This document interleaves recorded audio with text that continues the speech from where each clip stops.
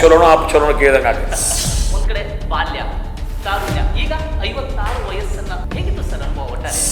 ಒಂದು ಆಶೀರ್ವಾದದಿಂದನೇ ಇವತ್ತು ನಾನು 4 ಶಬ್ದ ನಿಮ್ಮ ಮುಂದೆ ಮಾತಾಡಕತ್ತೇನೆ. We are very perfect in ಗಣಿತ.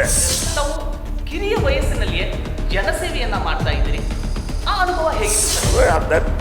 ಅವನೇನು ಅವೆಲ್ಲ ಹೋದ್ವಿ. ರಮೇಶ್ ಕತ್ರಿಯವರು ತುಂಬಾನೇ ಹಠವಾದಿ. ಮೊದಲಿಂದ ಒಂದು ಛಲಗ. ನಮ್ಮ ಪಕ್ಷದಲ್ಲಿ 2 ಬಣಗಳಾಗಿದ್ದಾವೆ ಅಂತಕ್ಕಂಥ ಮಾತುಗಳು ಕೇಳಿದ್ರು, ಅದಕ್ಕೆ ತಾವೇನು ಹೇಳಿ? ಯಾಕಂದ್ರೆ ರಾಜಕಾರಣ ಮಾಡುವ ಇಂಟ್ರೆಸ್ಟು ನನಗಿಲ್ಲ. ಇದು ಒಂದು ರಮೇಶ್ ಕತ್ರಿಯವರ ಒಂದು ರಾಜಕೀಯ ವೈಜ್ಞಾನಿಕದ ಸೂಚನೆಯ ಹಿಂದಿನ ಅಧಿಕಾರ ನನಗಿರಲಿ, ಅಧಿಕಾರ ಬಿಡಲಿ, ಈ ಮುಗಿನಾಗ ಉಸಿರಿರ್ತಕ್ಕ ಜನರ ಸೇವಕನಾಗಿರವ, ಜನರ ಸೇವೆ ಮಾಡವ. ತಮ್ಮ ತಂದೆಯ ಸ್ಥಾನದಲ್ಲಿರ್ತಕ್ಕಂತಹ ತಮ್ಮ ಅಣ್ಣ, ಹೌದಾ, ಅವರ ಒಂದು ಹಿರಿತನದ ಆಧಾರದ ಮೇಲೆ ಅವರಿಗೆ ಯಾವುದೇ ಸಚಿವ ಸ್ಥಾನ ಇನ್ನೂ ದೊರಕಿಲ್ಲ ಅಂತಕ್ಕಂಥ ಅಸಮಾಧಾನ ಇದೆಯಾ? ಎಲ್ಲ ಕೇಂದ್ರ ಮತ್ತು ರಾಜ್ಯ ಸರ್ಕಾರಕ್ಕೆ ವಿನಂತಿಯನ್ನು ಮಾಡ್ಬೋದು.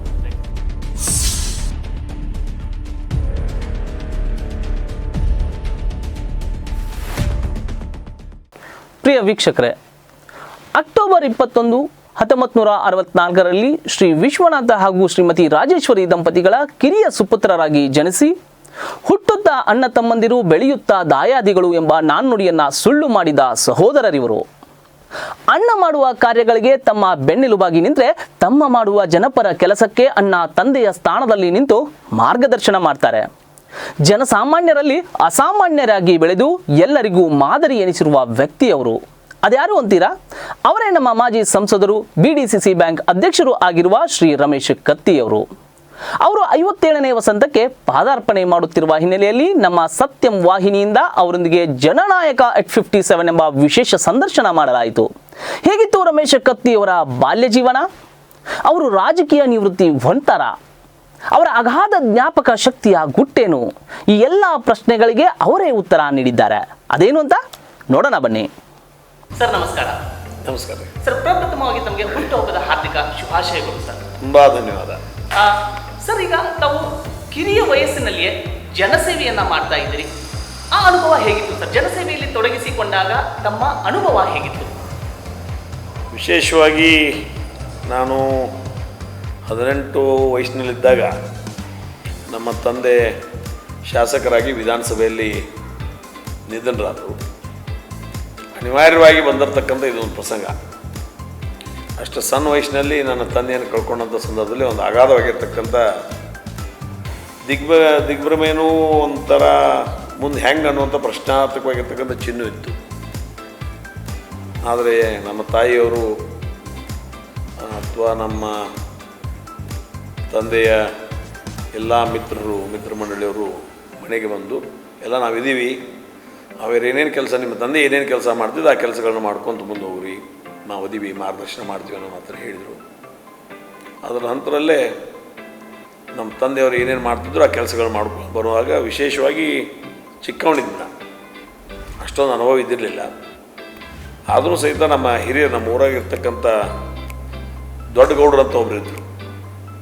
ಅವರು ನನಗೆ ಸಾಕಷ್ಟು, ನಮ್ಮ ಊರಲ್ಲಿ ಪಂಚ್ ಕಮಿಟಿ ದೊಡ್ಡಗೌಡ್ರು ಅಂತ ಇದ್ದರು, ನಮ್ಮ ಹಲ್ಕರ್ನಿ ಅಂತ ಇದ್ದರು, ಮೀನಾಪುಳ ಅಪ್ಪಯ್ಯಣ್ಣ ಅಂತ ಇದ್ದರು, ಗೆವಾರಿ ಅಂತ ಇದ್ದರು, ಪಾರೇಸಪ್ಪನ ಕಿಮ್ರಾಪುರಿ, ಸಾಕಷ್ಟು ಜನ ಹಿರಿಯರಿದ್ದರು. ಅವರೆಲ್ಲ ಊರು ಹೆಂಗೆ ನಡೆಸಬೇಕು, ಸಂಘ ಸಂಸ್ಥೆ ಹೆಂಗೆ ನಡೆಸಬೇಕು, ಏನು ಮಾಡಬೇಕು ಅನ್ನೋದ್ರ ಬಗ್ಗೆ ಸಾಕಷ್ಟು ನಂಗೆ ಮಾರ್ಗದರ್ಶನ ಮಾಡಿದರು. ಹೊಸದರಾಗಿ ಏನೋ ಅದು ಹೊಸ ಫೀಲ್ಡ್ ಅನ್ನಿಸ್ತು. ಬಟ್ ಸಾಯಂಕಾಲ ಮಲುವಾಗ ಒಂದೇನೋ ಒಂದು ಖುಷಿ ಅನಿಸ್ತಿತ್ತು. ಮುಂಜಾನೆ ಸಂಜೆ ಮಟ್ಟ ಒಂದು 10 ಮಂದಿ ಸೇವಾ ಮಾಡಿನಪ್ಪ, ಅಥವಾ ಅವರಲ್ಲಿ ಆಗ್ತಿರ್ತಕ್ಕಂಥ ಏನೋ ತೊಂದರೆಗಳನ್ನ ಪರಿಹಾರ ಮಾಡಿ, ಅವರವರಲ್ಲಿ ಏನೋ ತಪ್ಪು ತಿಳುವಳಿಕೆಯಿಂದ ಹೊಡೆದಾಟ ಮಾಡ್ತಿದ್ರು, ಅದನ್ನು ದೂರ ಮಾಡಿ ಅನ್ನುವಂಥ ಒಂದು ಖುಷಿ, ಮನುಷ್ಯಗೆ ನೆಮ್ಮದಿ. ಅದರಲ್ಲಿ ನಾನು ತಪ್ಪು ಮಾಡಿರ್ಬೋದು, ಅದಕ್ಕೆ ರಾತ್ರಿನೇ ಮಲಗುವಾಗ ದೇವ್ರ ಕಡೆ ಬೇಡ್ಕೊಂಡ್ಬಿಡ್ತೀನಿ, ಮುಂಜಾನೆ ಸಾಯಂಕಾಲ ತನಕ ಇಷ್ಟೆಲ್ಲ ಕೆಲಸ ಮಾಡ್ಯಾನಪ್ಪ, ಮತ್ತು ಅದ್ರೊಳಗೆ ತಪ್ಪು ಮಾಡಿದ್ದು, ನಾನು ಸರಿಯಾಗಿ ನಿರ್ಣಯ ಕೊಟ್ಟಿದ್ರು ನಿನ್ನ ಆಶೀರ್ವಾದ, ತಪ್ಪು ನಿರ್ಣಯ ಕೊಟ್ಟಿದ್ರು ನಿನ್ನ ಆಶೀರ್ವಾದ, ಎಲ್ಲ ನಿನ್ನ ಪಾದಕ್ಕೆ ಸಮರ್ಪಣೆ ಅಂದ್ರೆ ನಾನು ಮಲಿಗೆ ಬಿಡ್ತೀನಿ. ಅಂದರೆ ವಿಶೇಷವಾಗಿ ಅಂಥ ಒಂದು ಭಾವನೆಯನ್ನು ಇಟ್ಕೊಂಡು ಜನರ ಸೇವೆ ಮಾಡುವಂಥದ್ದು ಪ್ರೀತಿ. ಅಧಿಕಾರ ನನಗಿರಲಿ, ಅಧಿಕಾರ ಬಿಡಲಿ, ಈ ಮೂಗಿನಾಗ ಉಸಿರಿರ್ತಕ್ಕ ಜನರ ಸೇವಕನಾಗಿರವ, ಜನರ ಸೇವೆ ಮಾಡವ, ನಾ ಸಾತ್ಕೊಂಡು ನನ್ನ ಮಕ್ಕಳು ಹಿಂಗೆ ಮಾಡ್ಬೇಕಂತೇಳಿ ನಾವು ಕಡೆ ಬಯಸ್ತೇವೆ. ನಮ್ಮ ಪೂರ್ವಜರು ಸಹಿತ ಪಂಚಾಯತಿ ಕಟ್ಟಿ ಅಂತಕ್ಕಂಥದ್ದನ್ನು ಮಾಡ್ತಿದ್ರು. ಆ ರೀತಿಯಲ್ಲಿ ಎಲ್ಲ ನ್ಯಾಯ ತೀರ್ಮಾನಗಳು ಕೂಡ ಆಗ್ತಿದ್ವು. ಅಂಥದ್ದನ್ನು ಇವತ್ತು ನಮ್ಮ ಕ್ಷೇತ್ರದ ಜನಪ್ರಿಯ ಮಾಜಿ ಸಂಸದರಾಗಿರ್ತಕ್ಕಂತಹ ಅಧ್ಯಕ್ಷರ PDCC ಬ್ಯಾಂಕ್ನ ಅಧ್ಯಕ್ಷರಾಗಿದ್ದ ರಮೇಶ್ ಕತ್ತಿ ಅವರು ಮಾಡ್ತಿರೋದು ನಮಗೆಲ್ಲ ಹೆಮ್ಮೆಯ ಸಂಗತಿ ಕೂಡ. ಅದನ್ನು ಹೊರತುಪಡಿಸಿ ನೋಡೋದಾದರೆ ಸರ್, ಈಗ ಒಂದು ಕಡೆ ಬಾಲ್ಯ, ತಾರುಣ್ಯ, ಈಗ 56 ವಯಸ್ಸನ್ನು ಇಟ್ಕೊಂಡು 57ಕ್ಕೆ ಪದಾರ್ಪಣೆಯನ್ನು ಮಾಡ್ತಾ ಇದ್ದೀರಿ. ಹೇಗಿತ್ತು ಸರ್ ಅನುಭವ ಒಟ್ಟಾರೆಯಾಗಿ? ಈಗಿನ ಒಂದು ಪರಿಸ್ಥಿತಿಯಲ್ಲಿ ಅನುಭವ ಹೇಗೆ? ಬಾಲ್ಯ ಭಾಳ ಚೆನ್ನಾಗಿತ್ತು. ಬಾಲ್ಯದ ನೆನಪುಗಳನ್ನು, the days are golden days when we are, ನಾವು ಯಾವಾಗ ಕನ್ನಡ ಗಂಡು ಮಕ್ಕಳ ಶಾಲೆಯಲ್ಲಿ ಕಲಿತಿದ್ವಿ, ಅಲ್ಲಿರ್ತಕ್ಕಂಥ ಒಂದು ಪರಿಸರ, ಅಲ್ಲೊಂದಿರ್ತಕ್ಕಂಥ ಒಂದು ಗುರುಗಳ ಭಕ್ತಿ, ಗುರುಗಳ ಒಂದು ಪ್ರೀತಿ, ಗುರುಭಕ್ತಿ, ಗುರುವಂದನೆ, ಅವ್ರು ನಮ್ಮನ್ನು ಹೊಡೆಯೋದು, ನಮ್ಮನ್ನು ಬಡಿದು, ಬುದ್ಧಿ ಹೇಳೋದು, ಎಲ್ಲ ರೀತಿಯಿಂದಲೂ ಅವ್ರನ್ನ ಇವತ್ತು ಅವರ ಆಶೀರ್ವಾದ, ಎಲ್ಲ ಗುರುಗಳ ಒಂದು ಆಶೀರ್ವಾದದಿಂದನೇ ಇವತ್ತು ನಾನು 4 ಶಬ್ದ ನಿಮ್ಮ ಮುಂದೆ ಮಾತಾಡಕತ್ತೇನೆ. ಸಾಕಷ್ಟು ಜನ ನಮ್ಮನ್ನು ಹೊಡೆದಾರೆ, ಗೂಟು ಕಟ್ಟಿದ್ದಾರೆ ನಮ್ಮನ್ನು. ಅವಾಗ ಈಗೆಲ್ಲ ಟ್ರೆಜರಿ ಅದು ಇರ್ತಿಕ್ಕಿಲ್ಲ, ಶಾಲ್ಯಾಗ ಸಂದಕತೆ ಇರ್ತಿತ್ತು, ಅದ್ರ ಮ್ಯಾಗ ಟೀಚರ್ ಕೊಂಡ್ರೋದು, ಅಂದ್ರೆ ಮಾಸ್ತರ್ ಅದ್ರ ಮ್ಯಾಗ ಕೊಂಡ್ರೋದು, ಮುಂದೊಂದು ಟೇಬಲು ಆ ಸಂದಕದಾಗ, ಅಂದ್ರೆ ನಮ್ಮ ಶಾಲಿ ಡಾಕ್ಯುಮೆಂಟ್ಸ್ ಎಲ್ಲ ಆ ಸಂದಕದಾಗ, ಅವನ್ನೆಲ್ಲ ಹೊರಗೆ ತೆಗೆದಿಟ್ಟು ಆ ಸಂದಕದಾಗ ನಮ್ಮನ್ನು ಹಾಕಿ ಅದನ್ನ ಪೆಟ್ಟಿಗೆ ಮುಚ್ಚಿ ಅದ್ರ ಮ್ಯಾಗ ಗುರುಗಳು ಕೂತದ್ದು ಪ್ರಸಂಗ ನಾನು ಎದುರಿಸಿದೆ.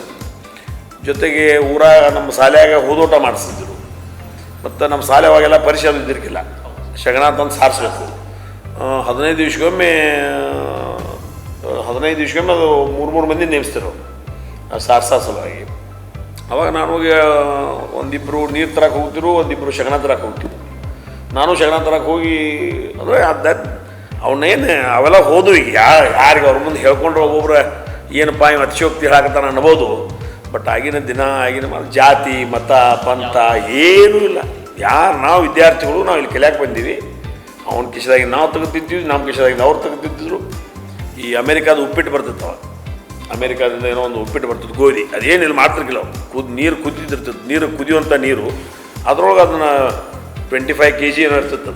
ಅದನ್ನು ಕಟ್ ಮಾಡಿ ಅದ್ರೊಳಗೆ ಸುರಿ ಬಿಡ್ತೀವಿ. ಬಾಯ್ಲ್ಡ್ ಆದ್ಕೂಡಲೇ ನಮಗೆ ಪೇಪರ್ದಾಗ ಹಾಕಿ ಕೊಡ್ತೀವಿ. ಮಣ್ಣಿಂದ ನಾವು ಒಂದು ಸ್ವಲ್ಪ ಖಾರ ಮತ್ತು ಶೇಂಗಾ ಕಾಳು ತೊಗೊಂಡೋಗಿ ಅದ್ರೊಳಗೆ ಅದು ಮಿಕ್ಸ್ ಮಾಡ್ಕೊಂಡು ನಾವು ಉಪ್ಪಿಟ್ಟು ತಿಂತಿದ್ವಿ. ಮತ್ತು ಪೌಡ್ರ್ ಹಾಲು ಕೊಡ್ತೀವಿ, ಪೌಡ್ರ್ ಹಾಲು. ಆ ಪೌಡ್ರ್ ಹಾಲು ಅಂದ್ರೆ ಬಹುಶಃ ನಮಗೆ ಆಡಾಕೆ ಹಚ್ಚವ್ರ, ನಮ್ಮ ಮುಂದೆ ಪೌಡ್ರ್ ಸುರೋರ, ನಮ್ಮ ಮುಂದೆ ನೀರು ಹಾಕವ್ರ, ಮತ್ತು ಅದನ್ನು ತೋಳು ಏರಿಸಿ ಹಿಂಗೆ ಒಳಗೆ ಹಿಂಗೆ ತಿರುವಾವ್ರ. ಮತ್ತು ಕುಡಿ ಮುಂದೆ ನಾವು ಅನ್ಬೇಕಂದ್ರೆ ಆಕಳ ಹಾಲವ ಕುಡಿಯೋಣ, ಆಣೆ ಕಸವನ್ನು ಪಡಿಯೋಣ, ಹಿಂಗೆ ಅನ್ಲಿಲ್ಲ ಅಂದ್ರೆ ಹೊಡಿತೀರ ಗುರುಗಳು ನಮ್ಮನ್ನು. ಅವು ಪೌಡ್ರ್ ಹಾಲ ಕರೆ ಆಕಳ ಹಾಲ ಅಂದ ಕುಡಿತಿದ್ವಿ ನಾವು.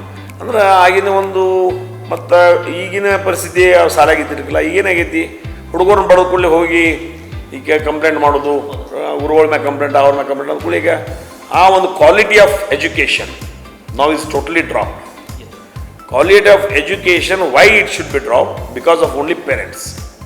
ತಂದೆ ತಾಯಿಯಾಗಿರ್ತಕ್ಕಂಥವ್ರು ನಾವು ಗುರುವಿನ ಕೈಯಾಗಿ ಇವತ್ತು ದಿವಸ ಒಂದು ನಾವು ಮೂರ್ತಿ ಮಾಡ್ಬಾರ್ದು ಕೊಟ್ಟಿದ್ದೀವಿ. ಅವಾಗೇನು ಆ ಹುಡುಗನ ಮ್ಯಾಗ ಇರ್ಷೆ ಐತು, ಏನಾಯ್ತು, ಶಿಟ್ ಐತು, ಸಂಬಂಧ ಐತು, ಏನಾಯ್ತು. ನನ್ನ ಶಿಷ್ಯ ನಾಳೆ ಒಂದು ಒಳ್ಳೆ ಸ್ಥಾನಕ್ಕೆ ಬರಲಿ, ಇವತ್ತು ಭಾಳ ಜನ ನಂಗೆ ಹೆಮ್ಮೆ ಪಡ್ತಾರೆ. ನನ್ನ ರಮೇಶ್ ಕತ್ತಿ ನನ್ನ ವಿದ್ಯಾರ್ಥಿ, ನನ್ನ ವಿದ್ಯಾರ್ಥಿನೂ ಅಂತ ಹೆಮ್ಮೆ.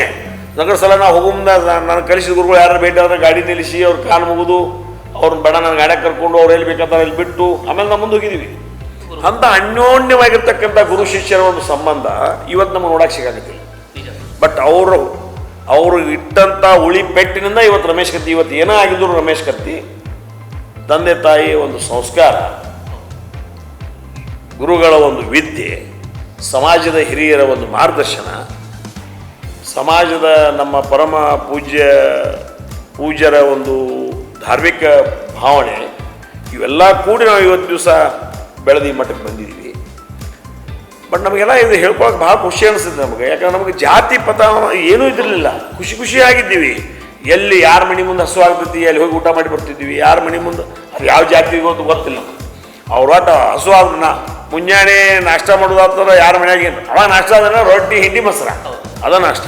ಮಧ್ಯಾಹ್ನ ಊಟ ಅಂದ್ರೂ ಅದ, ಅಥವಾ ಯಾರ ಮನ್ಯಾಗ ಹೋಗಿ ಮಲ್ಲಿಗೆ, ಬೆಲ್ಲ, ಹಾಲ, ಈ ಕೊಬ್ಬರಿ, ಬೆಲ್ಲ, ಹಾಲ ಆದ್ರೂ ಕುಡಿದು ಬರ್ತಿದ್ವು ಅವಾಗ. ಮತ್ತು ಇವೆಲ್ಲ ಕೆಲಸಗಳು ಮಾಡ್ತಿದ್ದೆವು. ಸಾಲಿಗೆ ಬಣ್ಣ ಹಚ್ಚೋದು, ಸಾಲಿಗೆ ಕಸ ಹೊಡೋದು, ತಟ್ಟು ಹಚ್ಕೊಂಡು ಹೋಗ್ತಿದ್ವು, ರಾಡ್ಯಾಗ ಹೋಗ್ತಿದ್ವು. ತಟ್ಟಿನಾಗಿನ ಅದು ಯೂರಿಯಾ ತಟ್ಟು ಯೂರಿಯಾ ತಟ್ಟು ಹಿಂಗೆ ಹೆಚ್ಚಿಗೆ ಮಾಡಿ ಹಾಕ್ಕೊಂಡು ಹೋಗ್ತಿದ್ವು. ಬಂದು ಮತ್ತು 3 ಕಿಲೋಮೀಟ್ರ್ ಹೋಗಿ ಸಾಲಿ ಕಲ್ತಿದ್ವಿ ನಾವು. ರಾಡ್ಯಾಗ ಹೋಗಿದ್ದೆವು 7-8 ಮಿನಿಟ್ನಾಗ 3 ಕಿಲೋಮೀಟ್ರ್ ಓಡಿ ಹೋಗ್ತಿದ್ವಿ ನಾವು. ಮುಂದ್ರಿ ಅವಾಗ ಶ್ರಮ ಇತ್ತು, ದುಡಿಮೆ ಇತ್ತು, ಭಕ್ತಿ ಇತ್ತು, ಪ್ರೀತಿ ಇತ್ತು, ಖಾಲಿ ಯಾರು ಕೊಡ್ತಿರ್ಕಿಲ್ಲ. ಮತ್ತು ಸಾರಿ ಮುಗೀತಂದ್ರೆ ಹೊರಗೆ ಆಟ, ಚಿಂದಾಂಡ, ಗೋಟೆ, ಚಾಪ, ಕುಡ್ಕುಡು ಬೆಳಕಿ, ಕಬಡ್ಡಿ, ಖೋ ಖೋ, ವಾಲಿಬಾಲ, ಮಂಗ್ಯಾನಾಟ, ಈ ಬಳ್ಚೂರಾಟ, ಒಂದು ಇವು ದಪ್ಪಾದುಪ್ಪಿ, ಲಗೋರಿ, ಭಾಳ ಇವು ಕಟ್ಟಿಗೆ ಆಟ ಅಂತಿದ್ವು. ಕಟ್ಟಿಗೆ ಆಟ, ಕಟ್ಟಿಗೆ ಉಸು ಆಟ. ಮುಂದೆ ನಮ್ಮ ಈ ಕಡ್ಡಿ ಪಿಟಿಗಿ ಮ್ಯಾಗಿನ ಬರ್ತವೆ. ಅವಾಗ ಇಣಿಚಿದ ಒಂದು ಚಾಪ್ ಇತ್ತು, ಇಣಿಚಿ ಚಾಪ ಮತ್ತು ಕಿಲಿಕಾಯಿ ಚಾಪ. ಅವು ಅವು ಅವು ಅವ್ರದ್ದು ಆಟ ಚಾಪ ಆಡ್ತಿದ್ವು. ಒಂದು ಗೋಟೆ ಆಡ್ತಿದ್ವು. ಒಂದು ದೊಡ್ಡ ಗೋಟೆ ಬರ್ತಿದ್ವು, ಗಾರೆ ಗೋಟೆ ಅಂತ. ಅದನ್ನು ಬೇಂದ ಇವೆಲ್ಲ ಮತ್ತು ಇವೆಲ್ಲ ನೋಡ್ರಿ, ಈಗ ನಾವು ದಪ್ಪಾದುಪ್ಪಿ ಆಡೋಕೆ ಎಲ್ಲಿ ಖರ್ಚು ಎಲ್ಲಿ ರೊಕ್ಕಬೇಕಂಗಿಲ್ಲ, ಏನೂ ಇಲ್ಲ. ಶಿಂಪಿಗೆ ಅಂಗಡಿ ಹೋಗ್ತಿದ್ವು, ಕಾಕರಿ ಒಂದು ಸ್ವಲ್ಪ ಅರಿವಿ ಕೊಟ್ಟಿರ್ತಿದ್ವು, ಅವ್ನು ಹರಗೆ ಅರಿವಿ ಕೊಡ್ತಿದ್ದ. ಅವನ್ನೆಲ್ಲ ಗೊಳೆ ಮಾಡಿ ಅದಕ್ಕೊಂದು ಚರಿ ಸುತ್ತಿದ್ದು ಮಾಡ್ತಿದ್ವು. ಯಾರ ಮನ್ಯಾಗ ಹೋಗಿ ತೆಂಗಿನ ಪೆಟ್ಟಿ ಇಸ್ಕೊಂಬರ್ತಿದ್ವು. ಒಂದು 7 ತೆಂಗಿನ ಪೆಟ್ಟಿ, ಅದ್ರ ಮ್ಯಾಗ ಒಂದು ಹುಳ ಛಲ ಇಡೋದ. ಇದು ನಮ್ಮ ಚಾಲು ಚಿಂದಾಂಡ. ಪಟ್ನ ಹೋದ, ಇಲ್ಲಿ ಯಾರ ಬಡಿಗೆರ ಮನೆಗೆ ಹೋಗೋದ, ಒಂದು ಉದ್ದ ಕಟ್ಟಿಗೆ ತೊಗೊಂಡೋಗಿ ಒಂದು ಅದ್ರ ಮುಂದೆ ಒಂದು ಇದು ಮಾಡ್ಸ್ಕೊಂಬಂದು ಅದು ಚಿಂದಾಂಡ ಆಡ್ತಿದ್ವು. ಬಳ್ಚೂರ, ಈಗ ಹಾದ್ಯಾಗ ಬಿದ್ದದ್ದು ಬಳ್ಚೂರ ಆಡ್ತಿದ್ವು. ಈ ಚಾಪ ಹಾದ್ಯಾಗ ಬಿದ್ದದ್ದು ಅಗದಿ ಕಡಿಮೆ ಅಂದ್ರೆ 12, 5 ಒಂದು ಇದಕ್ಕೆ 5 ಅದ್ರದ್ದು. ಹಾಂ, ಬರ್ಕ್ಲಿಗೆ 10, ಬ್ರಿಸ್ಟಾಲ್ಕ 25, ವಿಲ್ಸ 50, ಗೋಲ್ಡ್ ಫ್ಲ್ಯಾಕ್ 100. ಹಿಂಗೆಲ್ಲ ಅದಕ್ಕೆ ರೇಟ್ ಇರ್ತಿದ್ವಿ, ಹಿಂಗೆ ಕಟ್ತಿದ್ವಿ ನಾವು. ಒಂದು ಗ್ರಾಮೀಣ ಆ ಕ್ರೀಡೆಯಲ್ಲೂ ಕೂಡ ಗಣಿತದ ಲೆಕ್ಕಾಚಾರ. ಎಸ್, 100%. ಇದ್ರ ನಮ್ದು V are very perfect in ಗಣಿತ ಬಿಕಾಸ್ ಆಫ್ ದಿಸ್ ಓನ್ಲಿ. ಈಗ ನೀವು ಪ್ರಾಕ್ಟಿಕಲ್ ಆಗಿ ನಿಮ್ಮನ್ನು ಇನ್ವಾಲ್ವ್ ಮಾಡ್ಕೊತಿದ್ರಿ. ಶಾಲ್ಯಾಗ ಕಲಿಸೋದು ಬೇರೆ, ಹೊರಗೆ ಕಲಿಯೋದು ಬೇರೆ. ಹೊರಗೆ ನಾವು ಲೆಕ್ಕ ಮಾಡ್ತಿದ್ವಿ, ನಿಂಗೆ 50 ಇದು 20 ಅಂದ್ರೆ ಲೆಕ್ಕ ಮಾಡ್ತಿದ್ವಿ. ಇದು ಗೋಲ್ಡ್ ಫ್ಲ್ಯಾಕ್ ತಗೋಪ, ಇದು 100 ನೋಡು, ಇದು 105, ಬ್ರಿಸ್ಟಾಲ್ 25, ಇದು 125, ಹಿಂಗೆ ಲೆಕ್ಕ ಮಾಡ್ತಿದ್ವಿ. ಕಲಿದು ಬರ್ತಿತ್ತು ಎಲ್ಲನೂ, ಜೊತೆಗೆ ಶಾರೀರಿಕವಾಗಿ ಸದೃಢ ಆಗ್ತಿತ್ತು. ಈಗ ನಾವು ಮಡಿಗೆ ಗಿಡಮಂಗಿನ ಆಟ ಆಡ್ಬೋದು, ಮ್ಯಾಗಿಂದ ದಪ್ಪ ಬೀಳ್ತಿದ್ವು, ನಾವು ಮುನ್ವಾಗ್ತಿದ್ವು, ಪಟ್ಟತ್ತಿದ್ವು. ಅವಾಗ ಎಲ್ಲಿ ಯಾವ ಡಾಕ್ಟರ್ ಕಡೆ ಹೋಗುದ್ರಿ? ಅವಾಗ ಶಿನ್ನರ್ ಬಿಡಿ ಅಂತ ಬರ್ತಿತ್ತು. ಶಿನ್ನರ್ ಬಿಡಿ ಕಟ್ ಅದ ಇಫೆಕ್ಟ್ ಮಾಡ್ರಿ. ಆ ಶಿನ್ನರ್ ಬಿಡಿ ಕಟ್ಟಿದಾಗ ತಂಬಾಕು ತೂಸು ಇರ್ತಿತ್ತು, ತಂಬಾಕು ತೂಸು. ಆ ಶಿನ್ನರ್ ಬಿಡಿ ಕಟ್ಟು ತೆಗ್ಯಾವ್ರ, ಹಿಂಗೆ ನಾಲಿಗೆ ಹಚ್ಕೊಳವ್ರ, ಹಿಂಗೆ ಎಲ್ಲಿ ಆಗಿರ್ತೈತಿ ಅಲ್ಲಿ ಹಚ್ಕೊಂಡ್ಬಿಡೋರ, ಮುಗಿತು. ಆ ಶಿನ್ನರ್ ಬಿಡಿನ ಒಳಗೆ ಎಲ್ಲ ಇದನ್ನ ಒಳಗೆ ಅದಕ್ಕಿಂತ ಹೆಚ್ಚು ಆತಂದ್ರೆ ತಿಕ್ಕೆ ತಪ್ಪಲ ಅವೆಲ್ಲ ಕಡೆ ಇದ್ದು ಅಲ್ಲೇ ಸಿಗ್ತಿದ್ದು. ಈಗ ತಿಕ್ಕೆ ತಪ್ಪಲ ಹುಡುಕಾಡ್ಬೇಕು ನಾವು. ತಿಕ್ಕೆ ತಪ್ಪಲ ತಿಕ್ಕುದ್ರಿ, ಬಟ್ ಅದನ್ನ ಒಂದು 4 ಹನಿ ಬಿಟ್ಕೊಂಡ್ಬಿಡೋದು. ತೂತು ಬಿತ್ತು, ಅದು ಬಿತ್ತು ಅಂದ್ರೆ ಅರಿಶಿನ ಹಾಕೋದು ಒಳಗೆ, ಮ್ಯಾಗ ಬೆಣ್ಣೆ ಹಚ್ಕೊಳ್ಳೋದು. ಯಾವ ಡಾಕ್ಟರ್ ಕಡೆ ಹೋಗಿಲ್ಲ ನಾವು, ಯಾವ ಡಾಕ್ಟರ್ ಕಡೆ ಹೋಗಿಲ್ಲ. ಬಟ್ ಆಗಿನ ಬಾಲ್ಯ ಈಗಿನ ಹುಡುಗರು ನೋಡಾಕತ್ತಾನ, ಮಕ್ಕಳು ನೋಡಾಕತ್ತಾನ. ಆ ಒಂದು ಎಂಜಾಯ್ಮೆಂಟ್, ಆ ಶಾರೀರಿಕವಾಗಿರ್ತಕ್ಕಂಥ ಒಂದು ಶರೀರವನ್ನು ದುಡಿಸೋದೂ ಇಲ್ಲ, ಮೆಂಟಲಿ ಎಜುಕೇಷ್ನಲ್ ಅದನ್ನು ಅಭ್ಯಾಸ ಮಾಡ್ಕೊಳ್ಳೋದೂ ಇಲ್ಲ. ಮತ್ತು ಗುರುಗಳು ಒಂದೆರಡು ಬಡಿಸ್ಕೊಂಡು ಅದು ಅವಮಾನದ ತಿಳ್ಕೊತಾರೋ. ಇವೆಲ್ಲ ಸಮಾಜದಲ್ಲಿ ಭಾಳ ಕೆಟ್ಟ ಒಂದು ಇವತ್ತಿನ ನೋಡಾಕತ್ತಾನು. ಬಟ್ ನಾವು ಮಾತ್ರ ವಿ ಎಂಜಾಯ್ಡ್ ಲಾಟ್. ಅದು ಒಂದು ಆ ಬಹುಶಃ ಇನ್ನೇನು ಮತ್ತೊಂದು ಜನ್ಮ ಬಂದಾಗನೇ ಸಿಗ್ಬೋದು. ಬಟ್ ಅದನ್ನು ತಿರುಗಿ ತರಲಾಕ ಆಗಲಿಲ್ಲ. ನೆನೆಸ್ಕೊಳ್ಳೋದು ಅಷ್ಟೇ.